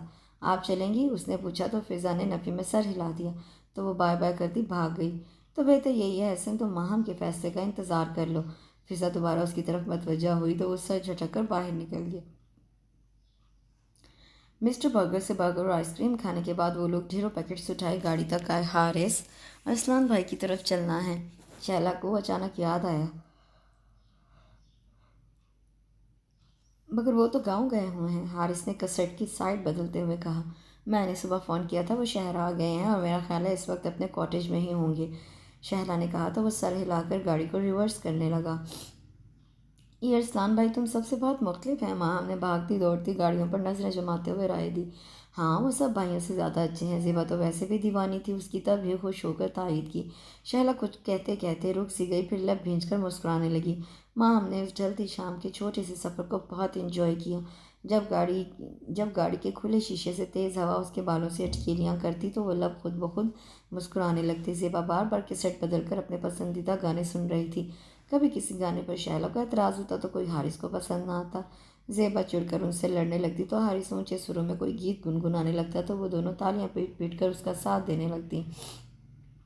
وہ کبھی انہیں دیکھ کر مسکراتی، کبھی باہر جھانک کر ڈھلتی شام کی گلابیاں اپنے اندر اتارنے لگتی۔ تبھی گاڑی منی پلانٹ کی بیلوں اور کاستے پھولوں سے ڈھکے خوبصورت سے کاٹیج کے سامنے ٹھہر گئی۔ ماہم نے ستائشی نظروں سے اس خوبصورت کاٹیج کو دیکھا۔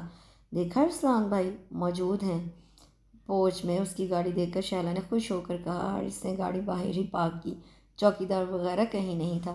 ماہم ان کی تقلید میں اندر آ گئی۔ گھر بہت خوبصورتی اور نفاست سے ڈیکوریٹ کیا گیا تھا۔ وہ اسے گھر کے مختلف حصے دکھاتے بیڈ روم میں آ گئے۔ ہلکی سی آواز کے ساتھ دروازہ کھول کر وہ لوگ اندر آ گئے۔ نیم تاریک کمرے میں ہلکی ہلکی ٹھنڈک کا احساس ہو رہا تھا۔ پنکھے کی ہوا کے ساتھ کھڑکیوں پر لگے سفید حریری پردے ہل رہے تھے۔ ارسلان بیڈ پر نیم دراز شاید پڑھتے پڑھتے سو گیا تھا۔ سرمئی کرتے شلوار میں وہ بالکل غافل پڑا تھا۔ کتاب پھسل کر بیڈ پر جا گری تھی۔ ارسلان بھائی، زیبا نے پیچھے سے جا کر اس کی آنکھوں پر ہاتھ رکھ کر آہستگی سے پکارا۔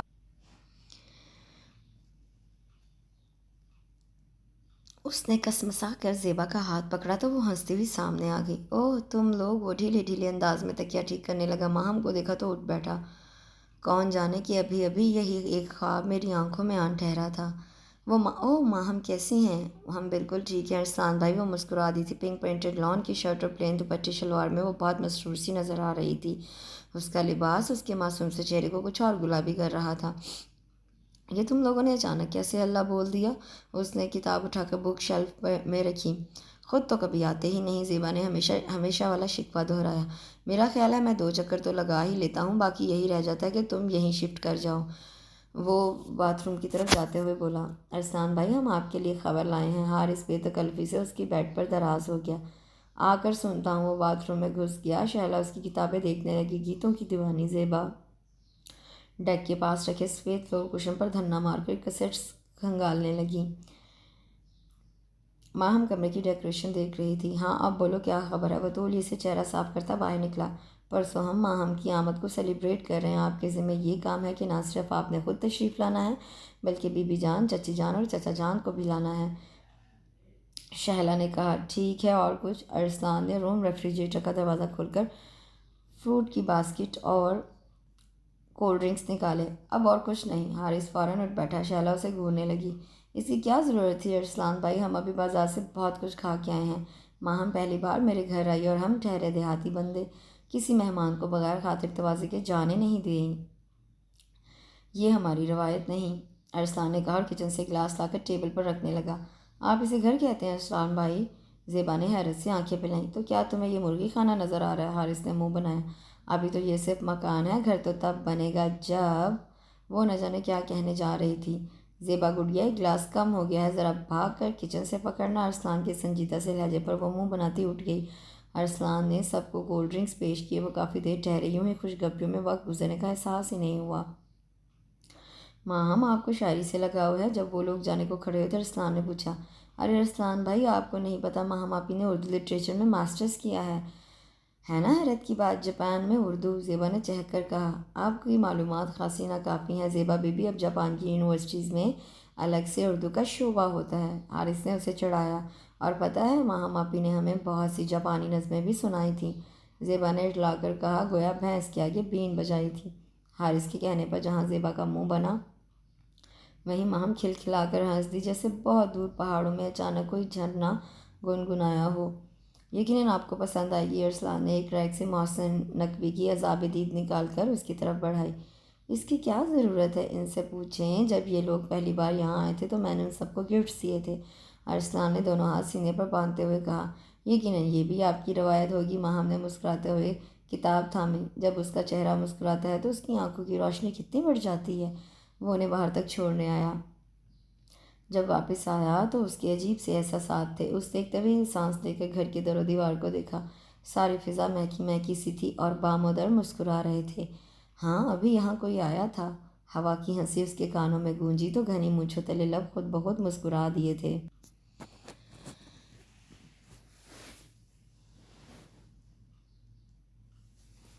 بی بی جان کی گھن گھرے جیسی تھی کہ صدیقہ بیگم کے ہاتھ پاؤں پھول گئے۔ سب سے پہلے انہوں نے اٹھ کر دروازہ بند کیا تھا۔ جتنا وہ ان کا غصہ ٹھنڈا کرنے کی کوشش کرتی، اتنا زیادہ غصہ ابل رہا تھا، اور وہ تو جانتی تھی کہ بی بی جان کے احساسات ماہم کے بارے میں کیسے ہیں، اس لیے بیٹی کو روک رہی تھی۔ عذرا چاچی الگ منہ لٹکائے بیٹھی تھی۔ بھابھی تم ہی سمجھاؤ بی بی جان کو، بچہ تھا آخر کر بیٹھا، ایسی حرکت خواہ بات بڑھانے کا کیا فائدہ؟ انہوں نے عذرا کو سمجھانا چاہا۔ تمہیں تو پتہ ہے کہ ماہم ہمارے لیے کیا ہے۔ اس کی مرتی ہوئی ماں نے بار بار میرا ہاتھ پکڑ کر وعدہ لیا تھا کہ میں ماہم کو بھٹکنے نہیں دوں گی، اپنے ارسلان کی دلہن بناؤں گی۔ مرد کا کیا ہے، کل کلاں دوسری شادی کر لے تو میری بچی تو رل جائے گی۔ انہوں نے دوپٹے سے آنکھیں صاف کی۔ میں تو کلیجے سے لگا کر رکھتے اگر شجاعت بھائی ضد نہ کرتے ماہم کو ساتھ لے جانے کی۔ عذرا بیگم نے دل گرفتہ سے لہجے میں کہا۔ مجھے معلوم ہے بھابھی، میرے لیے تو جیسا احسن ویسا ارسلان، میں نے تو کبھی دونوں میں کوئی فرق نہیں رکھا۔ بس اب بات یہیں ختم کریں، میں تو ویسے بھی شہلا کے لیے سوچ رہی ہوں۔ اگر بات باہر نکلی تو شہلا کیا سوچے گی؟ بچی کا دل برا ہوگا بھابھی، احسن کا کیا ہے، سمجھ جائے گا۔ انہوں نے رسانیت سے سمجھایا تو وہ چپ ہو گئی۔ باہر لان میں ہنگامہ سا بپا تھا۔ وہ زیادہ مہمان نہیں تھے، بس ینگ جنریشن نے اپنے اپنے فرینڈس کو بلایا اور باقی کے گھر کے افراد تھے، مگر سبھی ہنگاموں کے شوقین۔ ارسلان ابھی ابھی پہنچا تھا، مختلف مہمانوں سے ملتا وہ اندر کی طرف آ گیا تو زیبا راستہ روک کر کھڑی ہو گئی۔ میرا دل چاہتا ہے آپ سے خوب لڑوں، اتنی دیر سے آئے ہیں غیروں کی طرح۔ خدا کے لیے لڑکی، مجھے معاف کر دو، اس سے دونوں ہاتھ جوڑ کر بے چارگی سے کہا۔ میں جتنا زیادہ مصروف ہوں آج کل، تم اتنا پیچھے پڑی ہو۔ آج کل آپ کو مصروف نہیں رہنا چاہیے نا، آپ کو چاہیے تھا کم از کم آج سب سے پہلے تشریف لاتے۔ وہ نہ جانے اسے کیا سمجھانے کی کوشش کر رہی تھی، لیکن چیف گیسٹ تو سب سے آخر میں آتے ہیں۔ وہ اسے بچوں کی طرح بہلا رہا تھا۔ اس ڈنر کے چیف گیسٹ آپ نہیں، ماہم آپی ہیں، اس نے چڑھ کر اطلاع دی۔ ہاں وہ تو ہیں۔ وہ گردن موڑ کر اسے دیکھنے لگا، جو زعفرانی خوبصورت سے ڈریس میں سلیقے سے کیے گئے میک اپ کے ساتھ اپنے گھنگریالے بال شانوں پر پھیلائے سہج سہج کر قدم اٹھاتی شہلا کے ساتھ سب مہمانوں سے مل رہی تھی۔ ایک ملکوتی سی مسکراہٹ مستقل اس کے ہونٹوں پر بکھری تھی۔ بعض لوگ کتنے خوبصورت ہوتے ہیں نا، زیبا نے کہا۔ ہاں، اس نے تائید کی تھی۔ جب مڑ کر دیکھا تو زیبا اسے دیکھ رہی تھی۔ پگلی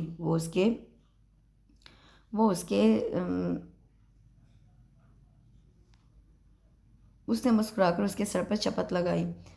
کیوں، آپ خوبصورت نہیں ہیں؟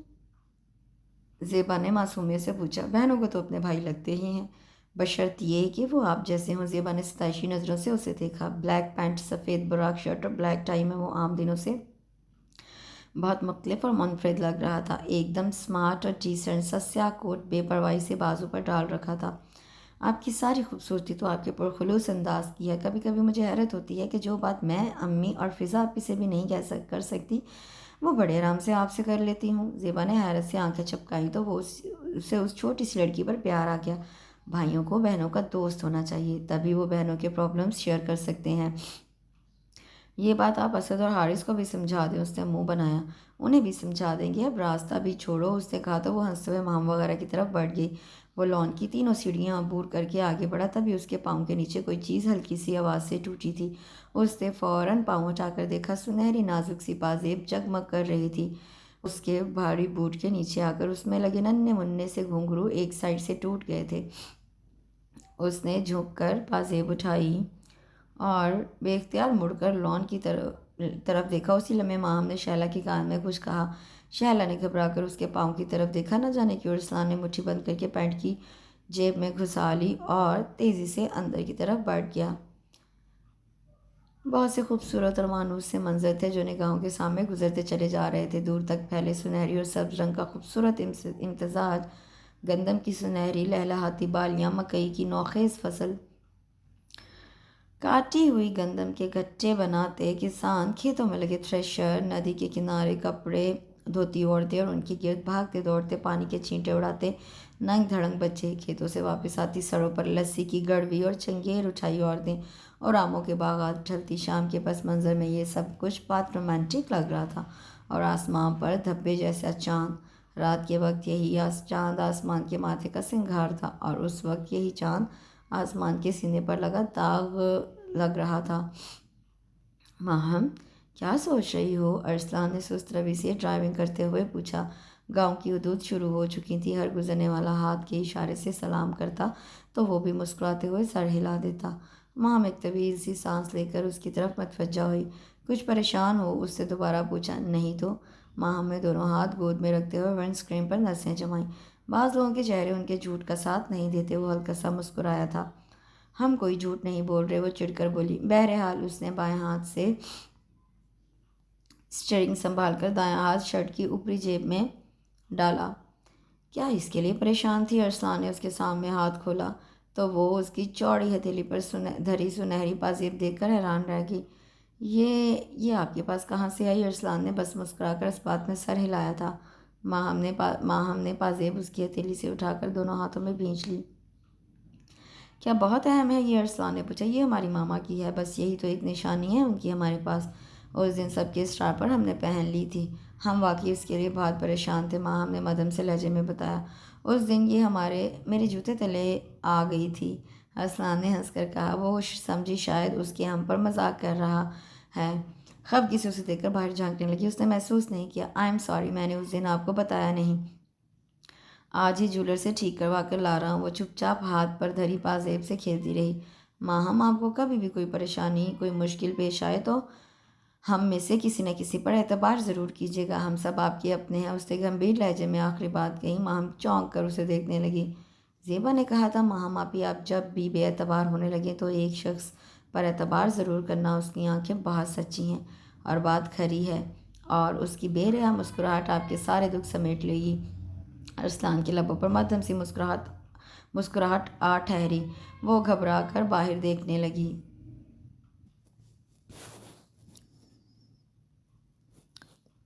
جب وہ حویلی میں داخل ہوئے تو سب نے اسے یوں ہاتھوں ہاتھ لیا جیسے وہ برسوں بعد آئی ہو۔ حالانکہ ابھی پرسوں ڈنر پر سب لوگ اکٹھے ہوئے تھے، 2 کالے بکرے پہلے ہی منگوا لیے تھے۔ یہ کس لیے بی بی جان نے اسے ہاتھ لگانے کو کہا تو وہ حیران ہو کر پوچھنے لگی۔ تمہارے صدقے کے لیے ہیں، انہوں نے بتایا۔ وہ اتنی محبتیں پا کر نہال ہوئی جا رہی تھی، پہلے کی طرح اب بھی صحن میں ایئر کولر چل رہے تھے۔ سلونی شام میں مٹی کی سوندھی سوندھی مہک دل و دماغ کو سکون بخش رہی تھی۔ کھلے آنگن کے آخری کونے میں بنے تنور سے دھواں اٹھ رہا تھا اور بہت دور سے آتی چکی کی آواز بہت بھلی لگ رہی تھی۔ لو بھئی، آج ہماری بیٹی کو دودھ کی میٹھی لسی پلاؤ۔ کبھی پی تو نہیں ہوگی؟ تایا جاوید نے پوچھا تو اس نے مسکرا کر نفی میں سر ہلا دیا۔ ہاں جاؤ بھئی عذرا، ہماری بیٹی کے لیے مزیدار سی لسی منگواؤ۔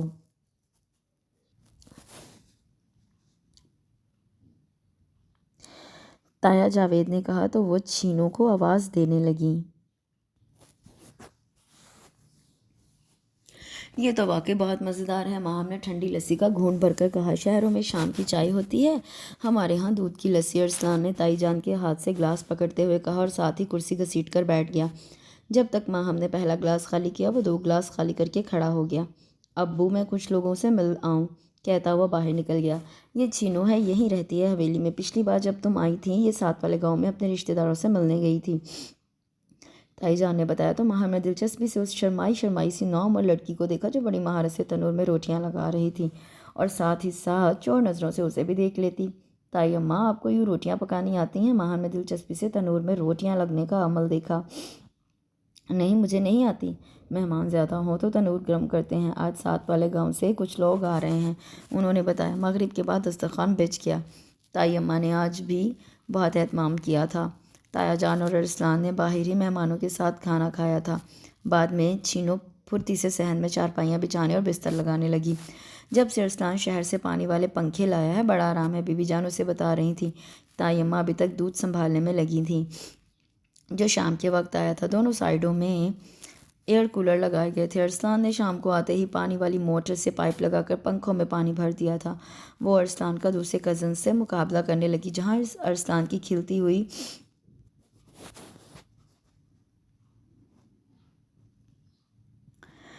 گندمی رنگت، مضبوط جسم، بڑی بڑی روشن آنکھیں اور مسکراتے لب اس کی ظاہری شخصیت کو جاذبیت عطا کرتے تھے، وہیں اس کے لہجے کا کھرا پن، سیاہ آنکھوں میں تیرتی شریر سی چمک اور پرخلوص سی مسکراہٹ اسے دوسروں میں نمایاں اور ہر کام خود کرنے کا جذبہ دوسروں سے منفرد بناتا تھا۔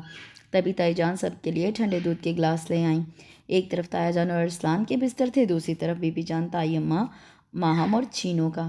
ماہم کو کھلے آسمان تلے سونا بہت عجیب بھی لگ رہا تھا اور بہت اچھا بھی۔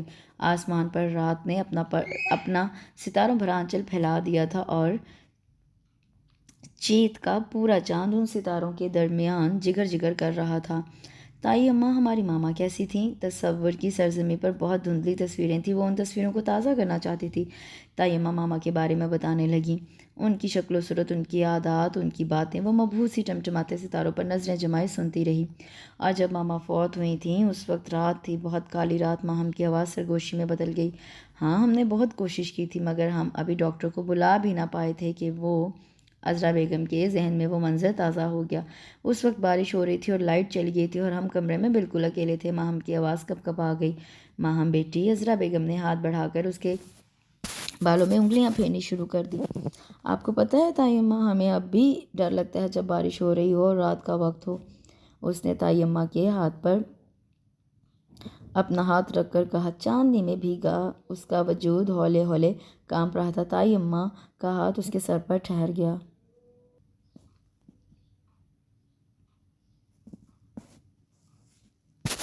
السلام علیکم تائی اماں، اچانک اس کے منہ سے نکلا تو وہ خود بھی حیران رہ گئی۔ بہت پہلے جب وہ یہاں رہتی تھی تو بی بی جان نے اسے سکھایا تھا کہ صبح اٹھ کر بڑوں کو سلام کرتے ہیں۔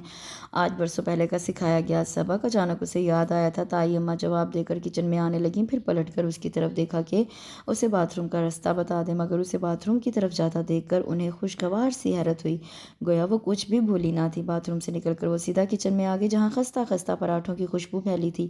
ارسلان وہیں بیٹھا ناشتہ کر رہا تھا، وہ بھی بے تکلفی سے چوکی کھینچ کر وہاں بیٹھ گئی۔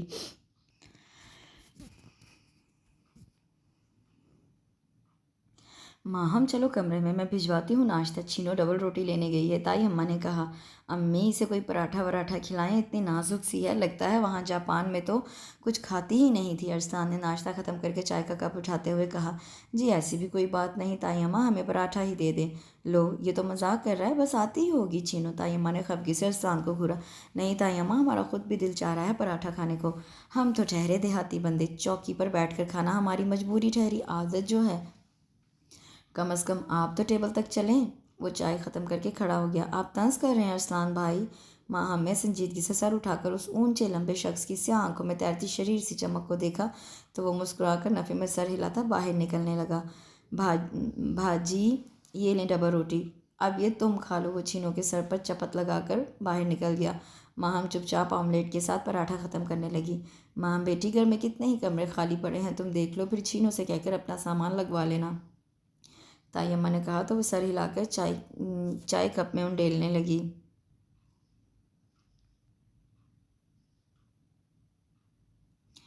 وہ सीढ़ियाँ चढ़कर ऊपर आ गई, तभी एक कमरे के सामने रुक सी गई। उसने दरवाजे पर हल्का सा दबाव डाला तो वो खुलता चला गया। कमरे में 2 बड़े बड़े पायों वाले पलंग पड़े थे, बाकी कमरा खाली था और गर्द आलूद हो रहा था। यहाँ तो जी कोई आता जाता ही नहीं, नीचे ही काफ़ी कमरे हैं, छीनो बोली। माँ हमने आगे बढ़कर मगरब की तरफ खुलने वाली खिड़की खोल दी। बहुत दूर तक फैला खेतों और बागों का सिलसिला सामने था। छीनो से ना जाने कौन कौन सी तफसीलात सुना रही थी। माँ हम बेटे अब घर आ जाओ, बहुत शाम हो गई है, खिड़की से मामा उसे बुला रही थी। 4 साला माँ हमने सरसों के पीले फूल चुनते चुनते सर उठाकर खिड़की की तरफ देखा। बाजी जी आपको याद है जब आप यहाँ रहती थीं? छीनो ने उसे बगैर पलके झपकाए बहुत दूर आसमान की वस्तुओं को खोजते देखा। छीनो हमारे लिए ही यही कमरा साफ कर दो, हम यहीं ठहरेंगे। न जाने कहाँ से एक आंसू उसकी पलकों में आ अटका था। पर जी यहाँ सबसे अलग। छीनो ने हैरत से उसे देखा। अल्लाह मियाँ जी हमें भी एक भाई दे दो। वो अपने नन्हे मुन्ने हाथ फैलाए दुआ मांग रही थी। हमें क्या मालूम था कि माँ भाई इस दुनिया में आएगा तो आपको भी अपने साथ ले जाएगा। मैं कभी भी ऐसी दुआ न करती। वो खिड़की पर माथा टिकाकर रो दी। छीना बटर बटर उसको मुंह तक रही थी। शाम को हस्बे मामूल सब अपने अपने कामों में मसरूफ़ थे। वो बोर होती कभी अनार के पौधे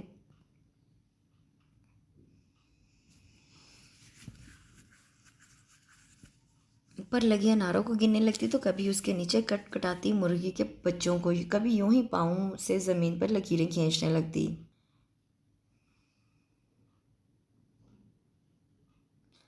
ए माहम पुत्र, शुजात का फ़ोन नहीं आया? बीबी जान ने अंदर आते हुए पूछा तो वो चुप सी हो गई। अब उनका फ़ोन नहीं आएगा, उसने थके थके लहजे में कहा। शायद खुद से लड़ते लड़ते थक गई थी। क्यों भला? तायम्मा ने हैरत से उसे देखा। इसलिए कि उन्होंने दूसरी शादी कर ली है। वो नज़रें चुराकर अचानक बोली। सब हक्का बक्का रह गए। इसलिए हमने यहाँ आने का फ़ैसला किया था। पापा हमें इग्नोर करने लगे थे। हमने यहाँ आने की बात की तो खफा होने लगे।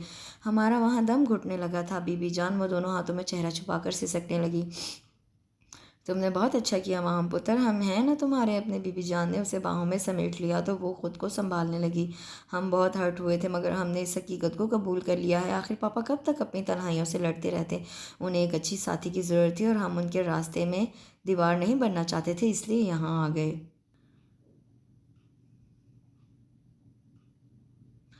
माँ हमने उठते हुए कहा। छीनो जाओ, बाजी को छत पर ले जाओ, इसका दिल बहल जाएगा। ताई अम्मा ने छीनो को पुकार कर कहा तो वो भागती हुई आई। चले बाजी, ऊपर से सारा गांव नज़र आता है। छीनो ने उसका हाथ थामा तो वो उसके साथ ऊपर आ गई। छत के इर्द गिर्द छोटी सी दीवार खड़ी की गई थी। यहाँ से सारा गांव नज़र आता था। हर घर से उठता धुआं, चक्की की कूकू और परिंदों की उड़ानें शाम की उदासी को कुछ और बढ़ा रही थी। गाँव की शामें कितनी उदास होती हैं ना? उसने छीनो से पूछा था। पता नहीं जी, वो अपने परांदे से खेलती बेपरवाही से बोली। बाजी जी आप अंग्रेज़ी नहीं बोलती? इसीलिए कि जहाँ से हम आए थे वहाँ अंग्रेज़ी नहीं बोली जाती। वहाँ हमने हंसकर कहा। अच्छा जी। छीनो को हैरत हुई। बाजी आप पैंट भी पहनती हैं? उसने इश्तियाक से पूछा तो माहम ने इस्पात में सर हिला दिया। पता है मुझे बहुत शौक़ है पैंट पहनने का। छीनो ने शर्माला जाकर दुपट्टे का कोना मुंह में दबाकर कहा तो वो मुस्कुरा दी। अगली बार जब हम शहर जाएंगे तो तुम्हारे लिए भी ले आएंगे। हाय नहीं, अब्बा तो मेरी गर्दन दबा देगा। छीनो ने गर्दन पर हाथ रख कर कहा। हेलो, क्या हो रहा है? अरसान सफ़ेद कॉटन के कुर्ता शलवार में गाड़ी की चाबी हाथ में घुमाता खुशगवार और लाइट से मूड में ऊपर आया था। कुछ नहीं, बस यूं ही।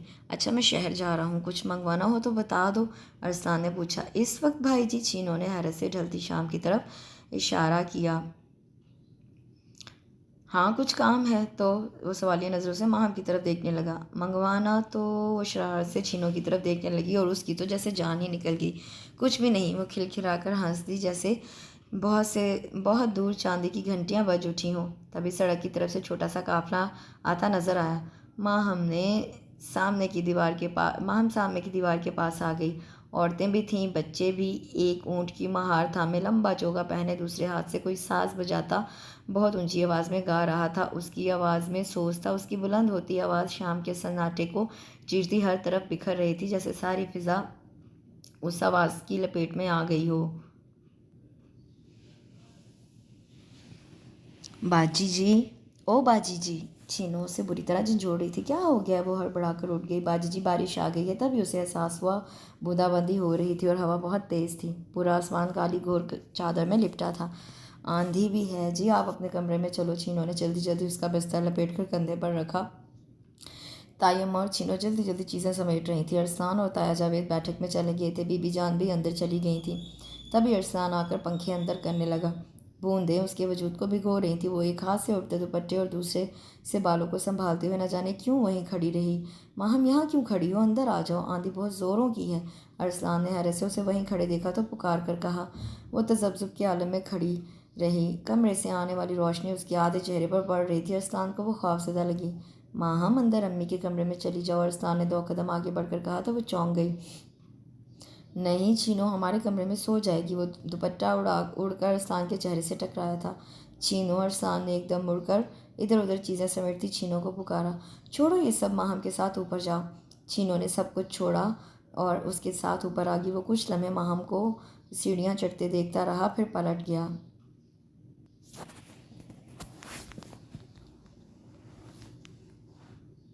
छीनो तो लेटते ही गाफिल हो गई, मगर वो पलंग पर बैठी शौरीदा सर हवाओं की उखाड़ पिछाड़ सुनती रही। कमरे की खिड़की खुली थी, मगर वो खुद में हिम्मत नहीं पा रही थी, बल्कि खुली खिड़की के लरसते पट उसे कुछ और ही खौफज़दा कर रहे थे। वो खिड़की की तरफ देखने से भी गुरेज़ा थी। छीनो, उससे फंसी फंसी आवाज़ में पुकारा, ये खिड़की बंद कर दो। छीनो के वजूद में कोई जुम्बश नहीं हुई। उससे छीनो के वजूद से भी खौफ आ रहा था। काश हम तायम्मा के पास चले गए होते। ना जाने उस वक्त क्या समाई कि वो छीनो को लेकर ऊपर आ गई। हालांकि वो उस वक्त भी खौफज़दा थी। ऐन उसी लम्हे लाइट चली गई। छीनो, उसने पूरे ज़ोर से पुकारा। क्या हुआ बेबी? वो हड़बड़ा कर उठ गई। छीनो, लाइट चली गई है। उसकी आवाज़ कपकपा आ गई। ठहरो बाजी, मैं अभी मोमबत्ती लाती हूँ। छीनो जल्दी से बिस्तर से उतरकर बाहर निकल गई। ना जाने कहाँ मर गई है। उसे शदीद प्यास का एहसास हुआ। अज़रा, मेरी माहम का ख्याल रखना। सिद्रा ने अज़रा के दोनों हाथ थाम कर कहा। उसका चेहरा जर्द हो रहा था। सिद्रा, ऐसी बातें मत करो, शहजाद भाई डॉक्टर को लेकर आते होंगे। नहीं अज़रा, तुम वादा करो मेरी माहम को संभाल लोगी, उसे अपनी बेटी की तरह चाहोगी। वो मेरी बेटी ही तो है। अज़रा ने उसे तसल्ली दी। तभी बीबी जान की नज़र डरी सहमी माहम पर पड़ी। अज़रा, माहम को परे ले जाओ। नहीं, हम मामा के पास रहेंगे। वो मचल गई, मगर वो तो उसे गोद में उठाकर दूसरे कमरे में ले आई। तायम्मा, हमें बहुत डर लगेगा, बाहर बहुत बारिश हो रही है। उसने सहमे हुए अंदाज में उन्हें रोका। ना मेरी चंदा बेटी, डरना नहीं, मैं अभी अरसलान को तुम्हारे पास भेजती हूँ। वो प्यार से कहकर बाहर निकल गई। तभी कहीं बहुत नज़दीक बहुत ज़ोर से बिजली गिरी थी। 5 साला माहम ने चीखते हुए बाजुओं में चेहरा छुपा लिया। छीनो, कहाँ रह गई? उसने डरते डरते पाँव बिस्तर से नीचे उतारे और आहिस्तगी से चलती दरवाजे तक आई। तभी बादल ज़ोर से गरजे और वो डर कर भागी तो सीढ़ियों से पाँव फिसल गया। उसने बमुश्किल दीवार का सहारा लेकर खुद को गिरने से बचाया। उसके दरवाजे के पट ज़ोर से बजे। माँ, माँ, वो दोनों हाथों में चेहरा छुपाकर चीखी। माँ, हम उसी लम्हे अंधेरे में भारी मर्दाना आवाज़ गूंजी। अरसलान भाई, माँ में डरते डरते पुकारा। माँ, हम कहाँ हो? घुप अंधेरे में बस आवाज़ उसकी रहनुमाई कर रही थी। अरसलान भाई, माँ में दोबारा पुकारा था। डरो नहीं माँ, मैं हूँ ना, हाथ आगे बढ़ाओ। अरसलान की नरम आवाज़ उसका हौसला बढ़ा रही थी। उसने अपना कांपता हुआ हाथ आगे बढ़ाया। दूसरे लम्हे उसका हाथ अरसलान के मजबूत हाथ में था। उसे एकदम से तहफ़्फ़ुज़ का एहसास हुआ। Take it easy, Aahista Aahista नीचे उतरो। वो उसके बाजू के सहारे एक एक सीढ़ी उतरती चली गई। तभी मध्यम सी रोशनी हो गई। क्या हुआ? तायम्मा हाथ में लालटेन पकड़े हुए खड़ी थीं। उनके पीछे छीनो भी थी। माहम तायम्मा से लिपट कर बुरी तरह रो दी। अरसलान ने तवील सांस लेकर लालटेन उनके हाथ से ले ली। वो उसे साथ लगाए लगाए तसल्लियाँ देती अपने कमरे तक ले गई।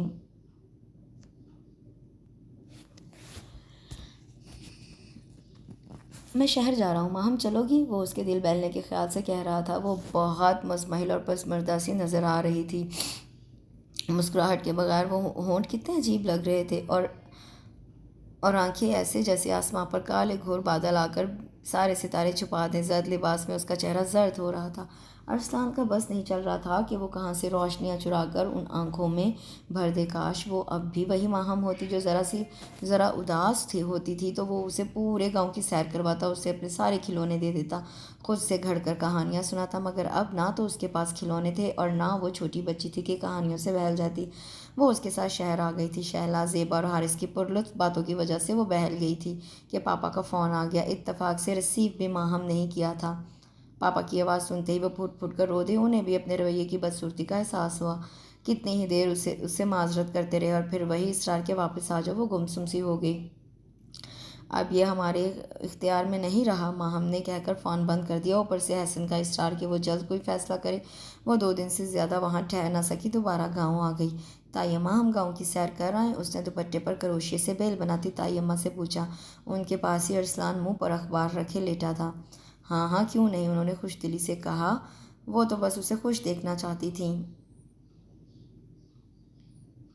مگر جاؤ گی کس کے ساتھ؟ چینو بھی نہ جانے کدھر نکل گئی ہے۔ وہ ایک لمحے کے لیے سوچ میں پڑ گئی۔ ارسلان، انہوں نے ارسلان کے چہرے سے اخبار ہٹایا۔ جاؤ ماہم کو گاؤں کی سیر کروا لاؤ۔ وہ اٹھ بیٹھ گیا۔ وہ تو ٹھیک ہے، مگر وہ خاموش گاؤں سے اسے دیکھنے لگا، جو وائٹ جینس پر ریڈ کھلے سے کرتے جس کے بازوں پر سندھی کڑھائی سے بیلیں بنی ہوئی تھی، اور ہم رنگ دوپٹے بڑے سے دوپٹے کو شانوں پر پھیلائی کھڑی تھی۔ ایسی ٹھیک ہے؟ اس نے معصومانہ سی ادا کے ساتھ سر پر دوپٹہ اوڑھ کر اس کی طرف دیکھا تھا۔ وہ بے اختیار نظریں چرا گیا۔ امی چینو آئے تو اسے بھی بھیج دیجیے گا۔ ارسلان نے چپل پہنی اور اسے ساتھ لے کر باہر نکل آیا۔ اسے یوں لگا جیسے وہ اور ماہم بھری دوپہر میں کاغذ کی کشتیاں لے کر سب سے نظر بچا کر نکلے ہوں۔ وہ بے اختیار مسکرا دیا۔ ماہم نے حیرت سے اس کی طرف دیکھا۔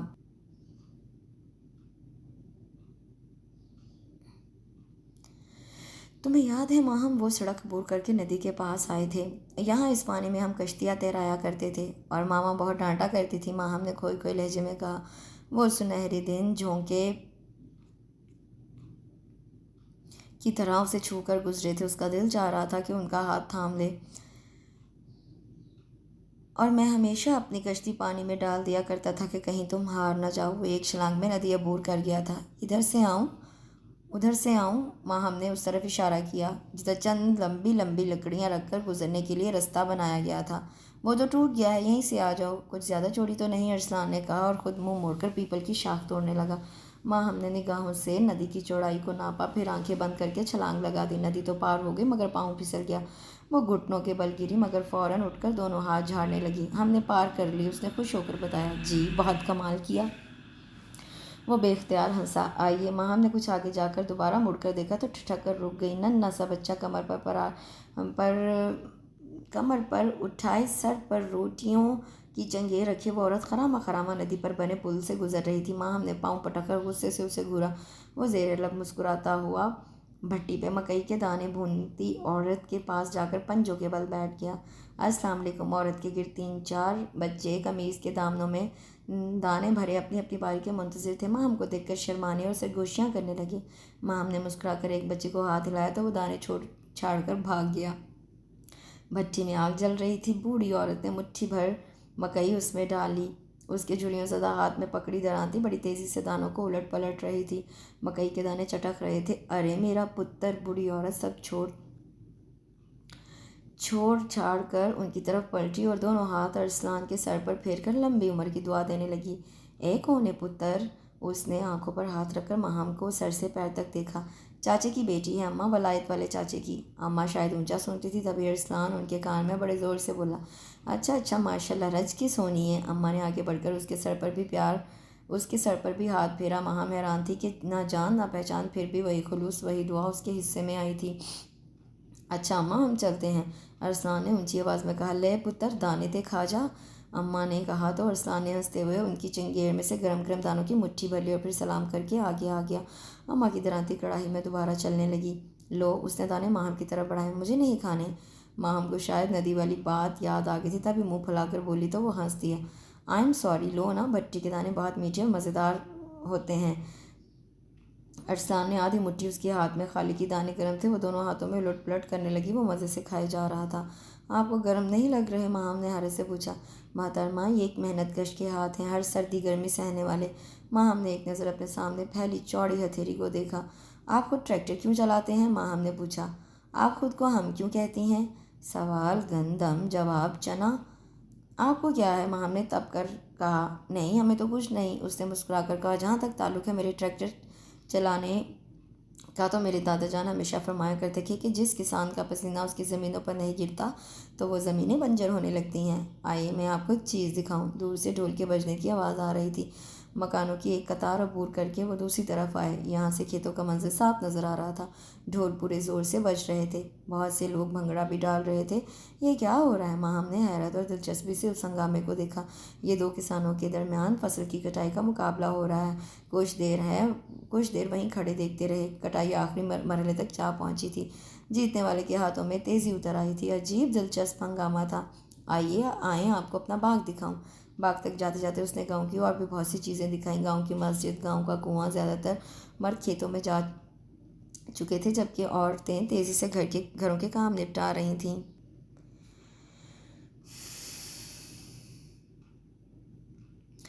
راستے میں آتی جاتی بہت سی عورتیں، کوئی کندھے پر چارہ اٹھائے، کوئی اوپلے تھاپتی، حیرت اور دلچسپی سے ان کی طرف دیکھتی۔ بزرگ خواتین آگے بڑھ کر ارسلان کے سر پر ہاتھ رکھتی اور ماہم کا سرتاپا جائزہ بھی لیتی۔ یہ لڑکیاں آپ کو دیکھ کر دانتوں میں دوپٹہ کیوں دبا لیتی ہیں؟ ماہم نے اچانک اس سے پوچھا۔ جواباً چہرے پر در آنے والی مسکراہٹ چھپانے کے لیے ارسلان نے بے اختیار منہ دوسری طرف پھیر لیا۔ لیجیے جناب، یہ ہے ہمارا باغ۔ باغ سے اٹھتی کچے آموں کی مہکار نے انہیں خوش آمدید کہا۔ موسم بہت خوشگوار تھا۔ راوی کی طرف سے آتی بھیگی ہوائیں تیزی میں آتی تو کچے آموں کی مہک کچھ اور بڑھ جاتی۔ ماہم تھکے تھکے انداز میں ایک درخت سے ٹیک لگا کر کھڑی ہو گئی۔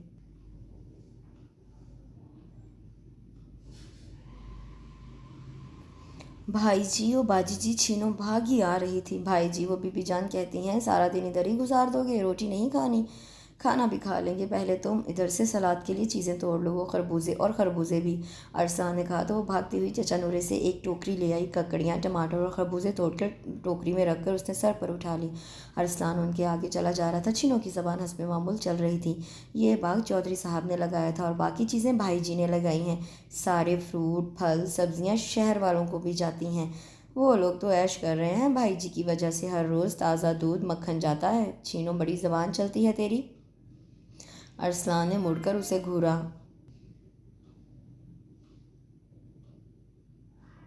لو جی، میں کون سا غلط کہہ رہی ہوں؟ اس نے منہ بنایا۔ ندی پھلانگ کر ارسلان نے مڑ کر ماہم کی طرف دیکھا۔ اس کی آنکھوں میں چمکتی مسکراہٹ۔ وہ چڑھ کر چھینوں کا ہاتھ تھام کر پل کی طرف مڑ گئی۔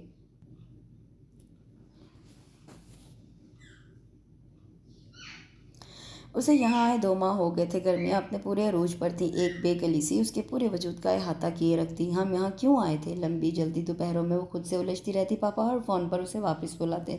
وہ یہاں سے گھبرا کر شہر جاتی تو احسن کی منتظر نگاہیں اسے مزید نروس کر دیتی۔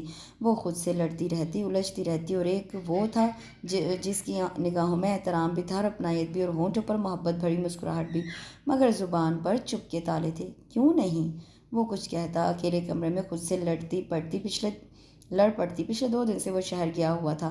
وہ سارا دن اس کی منتظر رہتی۔ سب لوگ سو گئے تھے، وہ بھی کتنی ہی دیر پلنگ پر کروٹیں بدلتی رہی، پھر تنگ آ کر باہر نکل آئی۔ جلتی دوپہر میں وہ جیلے پاؤں کی بلی کی طرح گھومنے لگی، کمروں میں، بڑے بڑے برآمدوں میں، پھر وہ برآمدے میں رکھے موڑے پر آ بیٹھی۔ نہ جانے کب اس شخص کی ہمراہی کی خواہش ہمارے دل میں جاگی، شاید روز ازل سے، یا شاید اس دن سے جب ہم ڈر گئے تھے تو اس کے مضبوط ہاتھ کا لمس ہمیں ہر خوف سے بے نیاز کر گیا تھا۔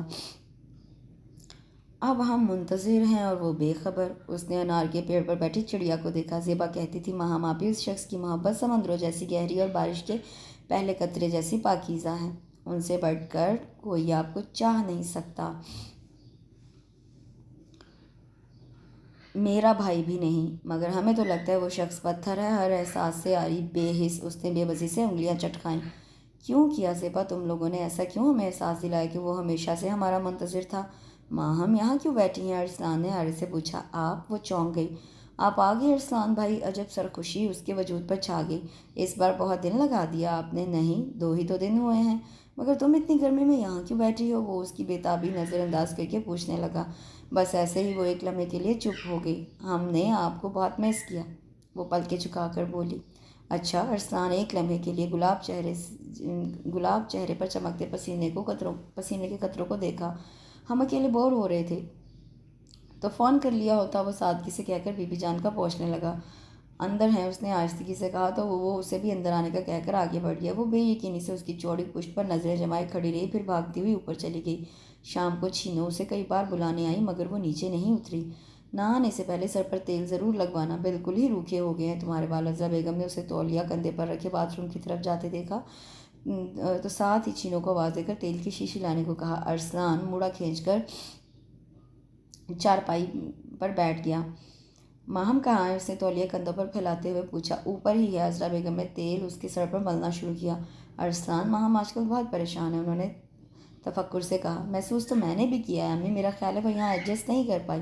ہو سکتا ہے، میں سوچ رہی ہوں اب شجاعت بھائی سے بات کر ہی لوں، انہوں نے کہا تو وہ چپ سا ہو گیا۔ امی، میرا خیال ہے آپ رہنے دیں۔ کیوں؟ وہ حیران رہ گئی۔ آپ دیکھ تو رہی ہیں وہ یہاں خوش نہیں ہے۔ ارے اگر یہاں خوش نہیں ہے تو تم اسے شہر لے جانا۔ مجھے تو بس تم لوگوں کی خوشی عزیز ہے۔ بس میں جلد ہی بات کر لوں گی بھائی سے، انہوں نے قطعی لہجے میں کہا تو وہ جھنجھلا گیا۔ کمال کرتی ہیں امی آپ بھی، وہ کوئی گاؤں کی پلی بڑی دبو لڑکی نہیں ہے جو چپ چاپ اس کھوٹے سے بن جائے۔ جسے آپ لوگ چاہیں وہ اپنے فیصلے خود کر سکتی ہے۔ تو پھر کیا کروں میں؟ انہیں غصہ آ گیا۔ امی آپ کچھ دن انتظار کر لیں، پہلے میں اس سے بات کر لوں، اس نے کچھ سوچتے ہوئے کہا۔ کیا باولے ہو گئے ہو؟ بھلا ایسا بھی ہوا ہے کبھی؟ انہوں نے اسے کہا، اس کے سر کو ٹوکا دیا۔ امی اب وہ آپ کا زمانہ نہیں رہا، وہ آج کے دور کی باشعور لڑکی ہے۔ اچھا پر اپنے باپ اور بی بی جان کو خبر نہ ہونے دینا۔ انہوں نے بہت سوچ کر اجازت دی، تبھی ماہم آ گئی۔ آؤ ماہم، عذرا بیگم نے پیار سے پکارا۔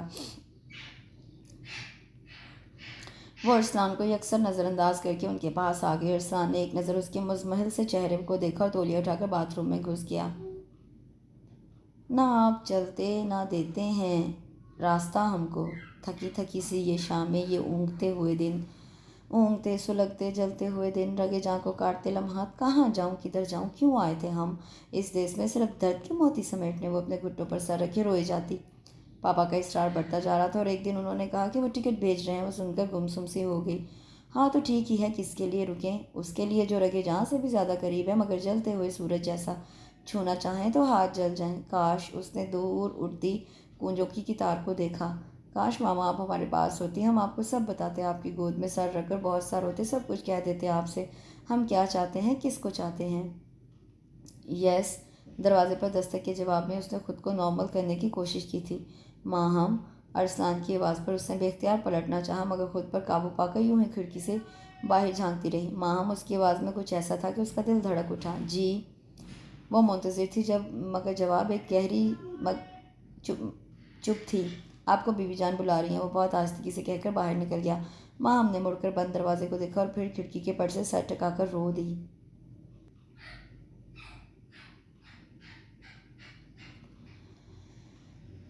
کیوں ہو جاتا ہوں میں اتنا کمزور؟ کیوں نہیں کہہ سکتا میں اس سے کہ میری زندگی میں خوشی کا دوسرا نام ماہم ہے؟ ماہم جو سرتاپا حسن ہے، چاندنی سے بنا پیکر ابر نیساں کے پہلے قطرے جیسی پاکیزہ، اور میں نے اس کا صدیوں انتظار کیا ہے، مگر وہ کسی دور دیس کی شہزادی ہے جسے آخر لوٹ جانا ہے، اور میں ڈرتا ہوں کہیں میں اس کے در پر صدا لگاؤں تو وہ مغرور شہزادی میرے کاسہ دل میں انکار کے سکے ڈال کر چڑھتے سورج کی سرزمین پر لوٹ نہ جائے، اور مجھے ٹھکرائے ہوئے اور ٹوٹے ہوئے ارسلان سے ڈر لگتا ہے۔ غصہ غبار کی طرح اس کے دماغ پر چڑھا تھا۔ طیمہ، ہم واپس پاپا کے پاس جا رہے ہیں۔ اس نے بڑی مشکل سے خود کو اس فیصلے کے لیے تیار کیا تھا۔ سب اس کے اچانک فیصلے پر ششدر رہ گئے تھے۔ کیا ہوا پتر، دل نہیں لگا؟ تایا جان نے اس کے سر پر ہاتھ رکھ کر کہا تو اس کی آنکھیں ڈبڈبا گئیں۔ بڑی مشکل سے اس نے خود کو ان نمکین پانیوں میں ڈوبنے سے بچایا تھا۔ ٹھیک کہا تایا جان، ہمارا واقعی یہاں دل نہیں لگا۔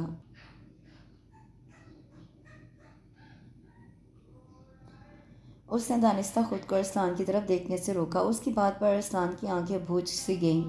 حالانکہ سارا فساد اس دل کا ہی تو ہے۔ ہم پرسوں یہاں سے شہر جائیں گے، اس نے قطعی لہجے میں کہا، اور ان سب کی طرف دیکھے بغیر اوپر چلی گئی۔ ہاں ٹھیک ہے نا، آخر کب تک ہم جھولی پھیلائے چند سکے اقرار کی آس میں بیٹھے رہیں گے؟ نہ جانے کہاں ہے اس کی سمندروں جیسی گہری محبت کا۔ بی بی جان اسے ماما کا سارا زیور دینے پر اصرار کر رہی تھی جو اب تک ان کے پاس تھا۔ نہیں بی بی جان، آپ انہیں اپنے ہی پاس رکھیں، ہمیں ان کی بالکل ضرورت نہیں۔ درد کے موتی جو ہم لے جا رہے ہیں وہ ان سے زیادہ انمول ہیں۔ مگر بیٹی، یہ سب تمہاری امانت ہیں۔ تائی امی کی آواز بار بار بھرا جاتی، حسرت سے اس کا چہرہ تکتی۔ شام کو اسے جانا تھا۔ بی بی جان اور تائی اماں گاؤں میں کسی فوتگی میں گئی تھیں۔ وہ نہ جانے کیا سوچ کر ارسلان کے کمرے میں آ گئی۔ ماہم آپ، وہ اسے دیکھ کر کھڑا ہو گیا۔ جی؟ وہ سمجھ نہیں پا رہی تھی کہ وہ اس کے کمرے میں کیا کرنے آئی ہے۔ چپ چاپ ہاتھ کی انگلیاں مروڑتی رہی۔ ہم جا رہے ہیں، نہ جانے کیسے اس کے منہ سے نکلا۔ ہمیں ایسا نہیں کہنا چاہیے تھا، اسے معلوم تو ہے کہ ہم جا رہے ہیں۔ وہ پچھتانے لگی۔ ماہم، بھاری گمبھیر آواز پر وہ سوالیہ نظروں سے اسے دیکھنے لگی۔ اس نے کچھ کہنے کو لب کھولے، پھر سختی سے لب بھیج کر رخ موڑ گیا۔ نہیں ارسلان، اپنی بات کھونے کا کیا فائدہ؟ اس نے خود کو سرزنش کی۔ میں آپ کو ڈراپ کر دوں گا۔ وہ بلا وجہ میز پر کتابیں ٹھیک کرنے لگا۔ اور کچھ؟ ایک آخری امید کے سہارے ماہم نے پوچھا۔ کہہ دو کہ ماہم رک جاؤ، ماہم کا دل دہائی دے رہا تھا۔ اور کچھ نہیں؟ آپ ماہم میں دونوں مٹھیاں بھینچیں۔ آپ کبھی کچھ نہیں کہہ سکتے، اس نے دانت پیس کر کہا، اور راستے میں آئی چھوٹی سی ٹیبل کو ٹھوکر سے پیچھے کرتی ہوئی باہر نکل گئی، اور وہ یوں ہی کھڑا اس کی بات پر غور کرتا رہا۔ باجی جی کیا کر رہی ہو؟ چینو نے اسے افراتفری میں سامان سمیٹتے دیکھ کر پریشانی سے پوچھا۔ ہم جا رہے ہیں، اس نے غصے میں سب ٹھونس ٹھانس کر زپ بند کی۔ بیوی جان کو تو آنے دیں یا بھائی جی کو ساتھ لے لیں، اکیلی کیسے جائیں گی؟ چینو نے دہائی دی۔ بھائی جی، وہ دانت پیس کر اس کی طرف مڑی۔ سنو چینو، ہم جا رہے ہیں۔ اس نے ایک جھٹکے سے بیگ کھینچا، اور اپنے ان بھائی جی سے کہنا کہ ان زمینوں اور فصلوں سے زیادہ اہم انسان ہوتے ہیں، ان سے باہر نکل کر دیکھیں، زندگی ان سے زیادہ خوبصورت چیز کا نام ہے۔ وہ یہ کہہ کر باہر نکل گئی۔ چینو ہکا بکا کھڑی دیکھتی رہی، پھر سر پٹ ارسلان کے کمرے کی طرف دوڑی۔ بہت سی انکہی باتیں جو تیرے بن ادھوری ہیں، روپہلی چاندنی راتیں جو تیرے بن گزاری ہیں، کبھی تم کو بلاتی ہیں، کبھی تم کو سناتی ہیں وہ تیرے ہجر کے قصے، مہکی ساون کی برساتیں، بہت سے بیت گئے موسم، سونی ہیں بہت گلیاں، تمہیں اب بھی بلاتی ہیں آنگن میں کھلی کلیاں۔ بھائی جی، بھائی جی، باجی جی چلی گئیں؟ کہاں چلی گئیں؟ وہ یکدم سیدھا ہوا۔ وہ جی شہر چلی گئیں۔ کس کے ساتھ؟ وہ جی اکیلی چلی گئی ہیں، اور پیدل۔ اور بھائی وہ کہہ کر گئی ہیں کہ اپنے بھائی جی سے کہنا کہ اپنی زمینوں اور فصلوں سے باہر نکلا کریں۔ او نہیں جی، اس نے ماتھے پر ہاتھ مارا۔ وہ کہتی تھی کہ ان سے زیادہ اہم انسان ہوتے ہیں، اور ان زمینوں اور فصلوں سے زیادہ خوبصورت ہوتی ہے زندگی۔ وہ تیزی سے باہر کی طرف لپکا تھا۔ یہ مشغلہ ہے کسی کا، نہ جانے کیا چاہے، نہ فاصلوں کو سب مٹائے، نہ فیصلہ چاہے۔ میری بساط کیا ہے، میں تو ہوں برگِ آوارہ، اڑا کے لے جائے مجھ کو جدھر ہوا چاہے۔ اتنا لمبا سفر اور تنہا، اس نے جوتے کی نوک سے سڑک پر پڑے کنکر کو ٹھوکر ماری، اور ہم شاید آغاز ہی میں تھک گئے ہیں۔ اس نے بہت دور تک جاتی تپتی سڑک پر ایک تھکی ہوئی نگاہ ڈالی۔ جھوٹ کہتی تھی شیلا اور زیبا، سمندروں جیسی گہری، بارش کے پہلے قطرے جیسی پاکیزہ۔ ایسی ہوتی ہیں محبتیں، انا پرست، خود غرض۔ اس نے بھلا کہاں سیکھا ہوگا ہارنا؟ مگر ہم اسے ہرانا ہی کب چاہتے تھے؟ بس ایک بار کہہ دیتا ہم رک جاؤ، ہم رک جاتے۔ مگر کیسا کٹور تھا ماں وہ لمبے لمبے ڈگ بھرتا اس کے پاس آیا تھا۔ اس نے آنکھیں چپک چپک کر آنسوؤں کو اندر اتارا، مگر رکی نہیں۔ ہم کہاں جا رہی ہو؟ ہائے رے معصومیت! آپ کو کیا، کہیں بھی جائیں۔ اس نے بار بار سامنے آنے والی لٹ کو سختی سے بینڈ میں اڑسا۔ اچھا رکو تو، اتنی گرمی ہے، میں گاڑی میں چھوڑ آتا ہوں۔ وہ دونوں ہاتھ سینے پر باندھ کر ایک دم سامنے آ گیا۔ اسے رکنا پڑا۔ آپ کا بہت بہت شکریہ، یہ احسان مت کریں ہماری ذات پر۔ اس نے سائڈ سے نکلنا چاہا۔ یہ احسان تو نہیں۔ وہ دوبارہ سامنے آ گیا۔ راستہ چھوڑیں، وہ تمتمائے چہرے کے ساتھ بولی۔ تمہارا ہر راستہ تو مجھ تک آتا ہے۔ اس کی آنکھیں بول رہی تھیں۔ ہمارا اور آپ کا راستہ ہمیشہ سے الگ ہے، وہ چڑھ کر بولی۔ چلو رستے الگ صحیح، منزل تو ایک ہے۔ اس کے چہرے پر بڑی خوبصورت مسکراہٹ آ ٹھہری تھی۔ خوش فہمی ہے آپ کی۔ اس نے کترا کر جانا چاہا۔ وہ پھر سامنے آ گیا۔ آپ چاہتے کیا ہیں؟ اسے غصہ آ گیا۔ اب کیوں روک رہا ہے؟ محترمہ، آپ اپنا شولڈر بیگ گھر بھول آئی ہیں۔ اس نے اچانک کہا تو اسے یاد آیا کہ ساری رقم تو اسی بیگ میں ہے۔ کرایہ دوں؟ اس کی مسکراہٹ کچھ اور گہری ہو گئی۔ مجھے آپ سے کچھ بھی نہیں لینا۔ وہ سائڈ سے نکل گئی، تبھی جوتے کا نازک کا اسٹریپ نکل گیا، اور اس نے بازو سے تھام کر اسے گرنے سے بچایا۔ اب کیسے جائیں گی؟ اس کی مسکراہٹ ماہم کو کچھ اور چڑھا گئی۔ ہم اب بھی جائیں گے، وہ ہر دھرمی سے بولی، دونوں جوتے اتار کر ہاتھ میں پکڑ لیے۔ تپتی زمین پر پاؤں رکھتے ہی جیسے جان نکل گئی، مگر ضبط کر گئی۔ اچھا چلو یہ سلیپر پہن لو۔ اس نے اپنے سلیپر اتارے۔ خود غرض، انا پرست، کٹھور، وہ زیر لب بڑبڑاتی، آنکھوں میں در آنے والا پانی سختی سے پیچھے دھکیلتی آگے بڑھ گئی۔ محترمہ، یہ اتنے سارے خطاب دے کر آپ جا کہاں رہی ہیں؟ وہ دوبارہ رستے میں کھڑا تھا۔ ٹھیک ہے میں ہوں انا پرست، مگر محبتوں میں تو انا ہوتی ہی نہیں۔ کن محبتوں کی بات کر رہے ہیں آپ؟ وہ تنک کر بولی۔ وہی جو مجھے تم سے ہے، گمبھیر آواز کا جادو۔ وہ اس کی طرف جھکتے ہوئے، اس کی بھیگی آنکھوں میں جھانکتے ہوئے دھیرے سے بولا۔ وہ بیگ پٹک کر دونوں ہاتھوں میں منہ چھپا کر رو دی۔ یہ سب آپ گھر میں نہیں کہہ سکتے تھے؟ وہ چیخ کر بولی۔ ہاں کہہ تو سکتا تھا، وہ ندامت سے سر کھچاتا ہوا بولا، مگر مجھے خوف تھا کہیں تم انکار نہ کر دو، اور خود ہی مفروضے قائم کرتے رہے۔ اس نے ہاتھ کی پشت سے آنسو صاف کیے۔ بس یار، دیہاتی سا بندہ ہوں، کیا کرتا۔ بس اظہار کا طریقہ ہی نہیں سوچتا تھا۔ تم یہ تو پہنو، دیکھو پاؤں کیسے سرخ ہو گئے ہیں، آپ کے پاؤں بھی تو جلیں گے۔ وہ سلیپر پہنتے پہنتے معصومیت سے بولی، محترمہ یہ ایک کسان کے پاؤں ہیں۔ اس نے سینے پر ہاتھ مار کر فخریہ لہجے میں کہا۔ جلتے سورج نے بھی یہ منظر بڑی حیرانی سے دیکھا تھا، جب وہ اپنے نازک سے پاؤں میں بڑے بڑے سلیپر گھسیٹتی جا رہی تھی، جس سے بار بار اس کے پاؤں نکل جاتے تھے، اور اس کے ساتھ وہ اونچا لمبا دیہاتی نوجوان اپنے ننگے پاؤں دھرتی کے سینے پر مضبوطی سے جمائے چلا جا رہا تھا، اور دونوں کے ہونٹوں پر الوہی سی مسکراہٹ آ ٹھہری تھی۔ اس کے ساتھ اس خوبصورت سے بے حد ہی حسین ناول کا اختتام ہوتا ہے۔ مجھے یقین ہے کہ آپ کو یہ ناول باقی ناولز کی طرح بہت پسند آیا ہوگا۔ کمنٹ سیکشن میں اس کا اظہار ضرور کریے گا۔ کل انشاءاللہ ایک نئے ناول کے ساتھ حاضر ہوں گی۔ اپنا بہت سا خیال رکھیے، دعاؤں میں یاد رکھیے۔ اللہ حافظ۔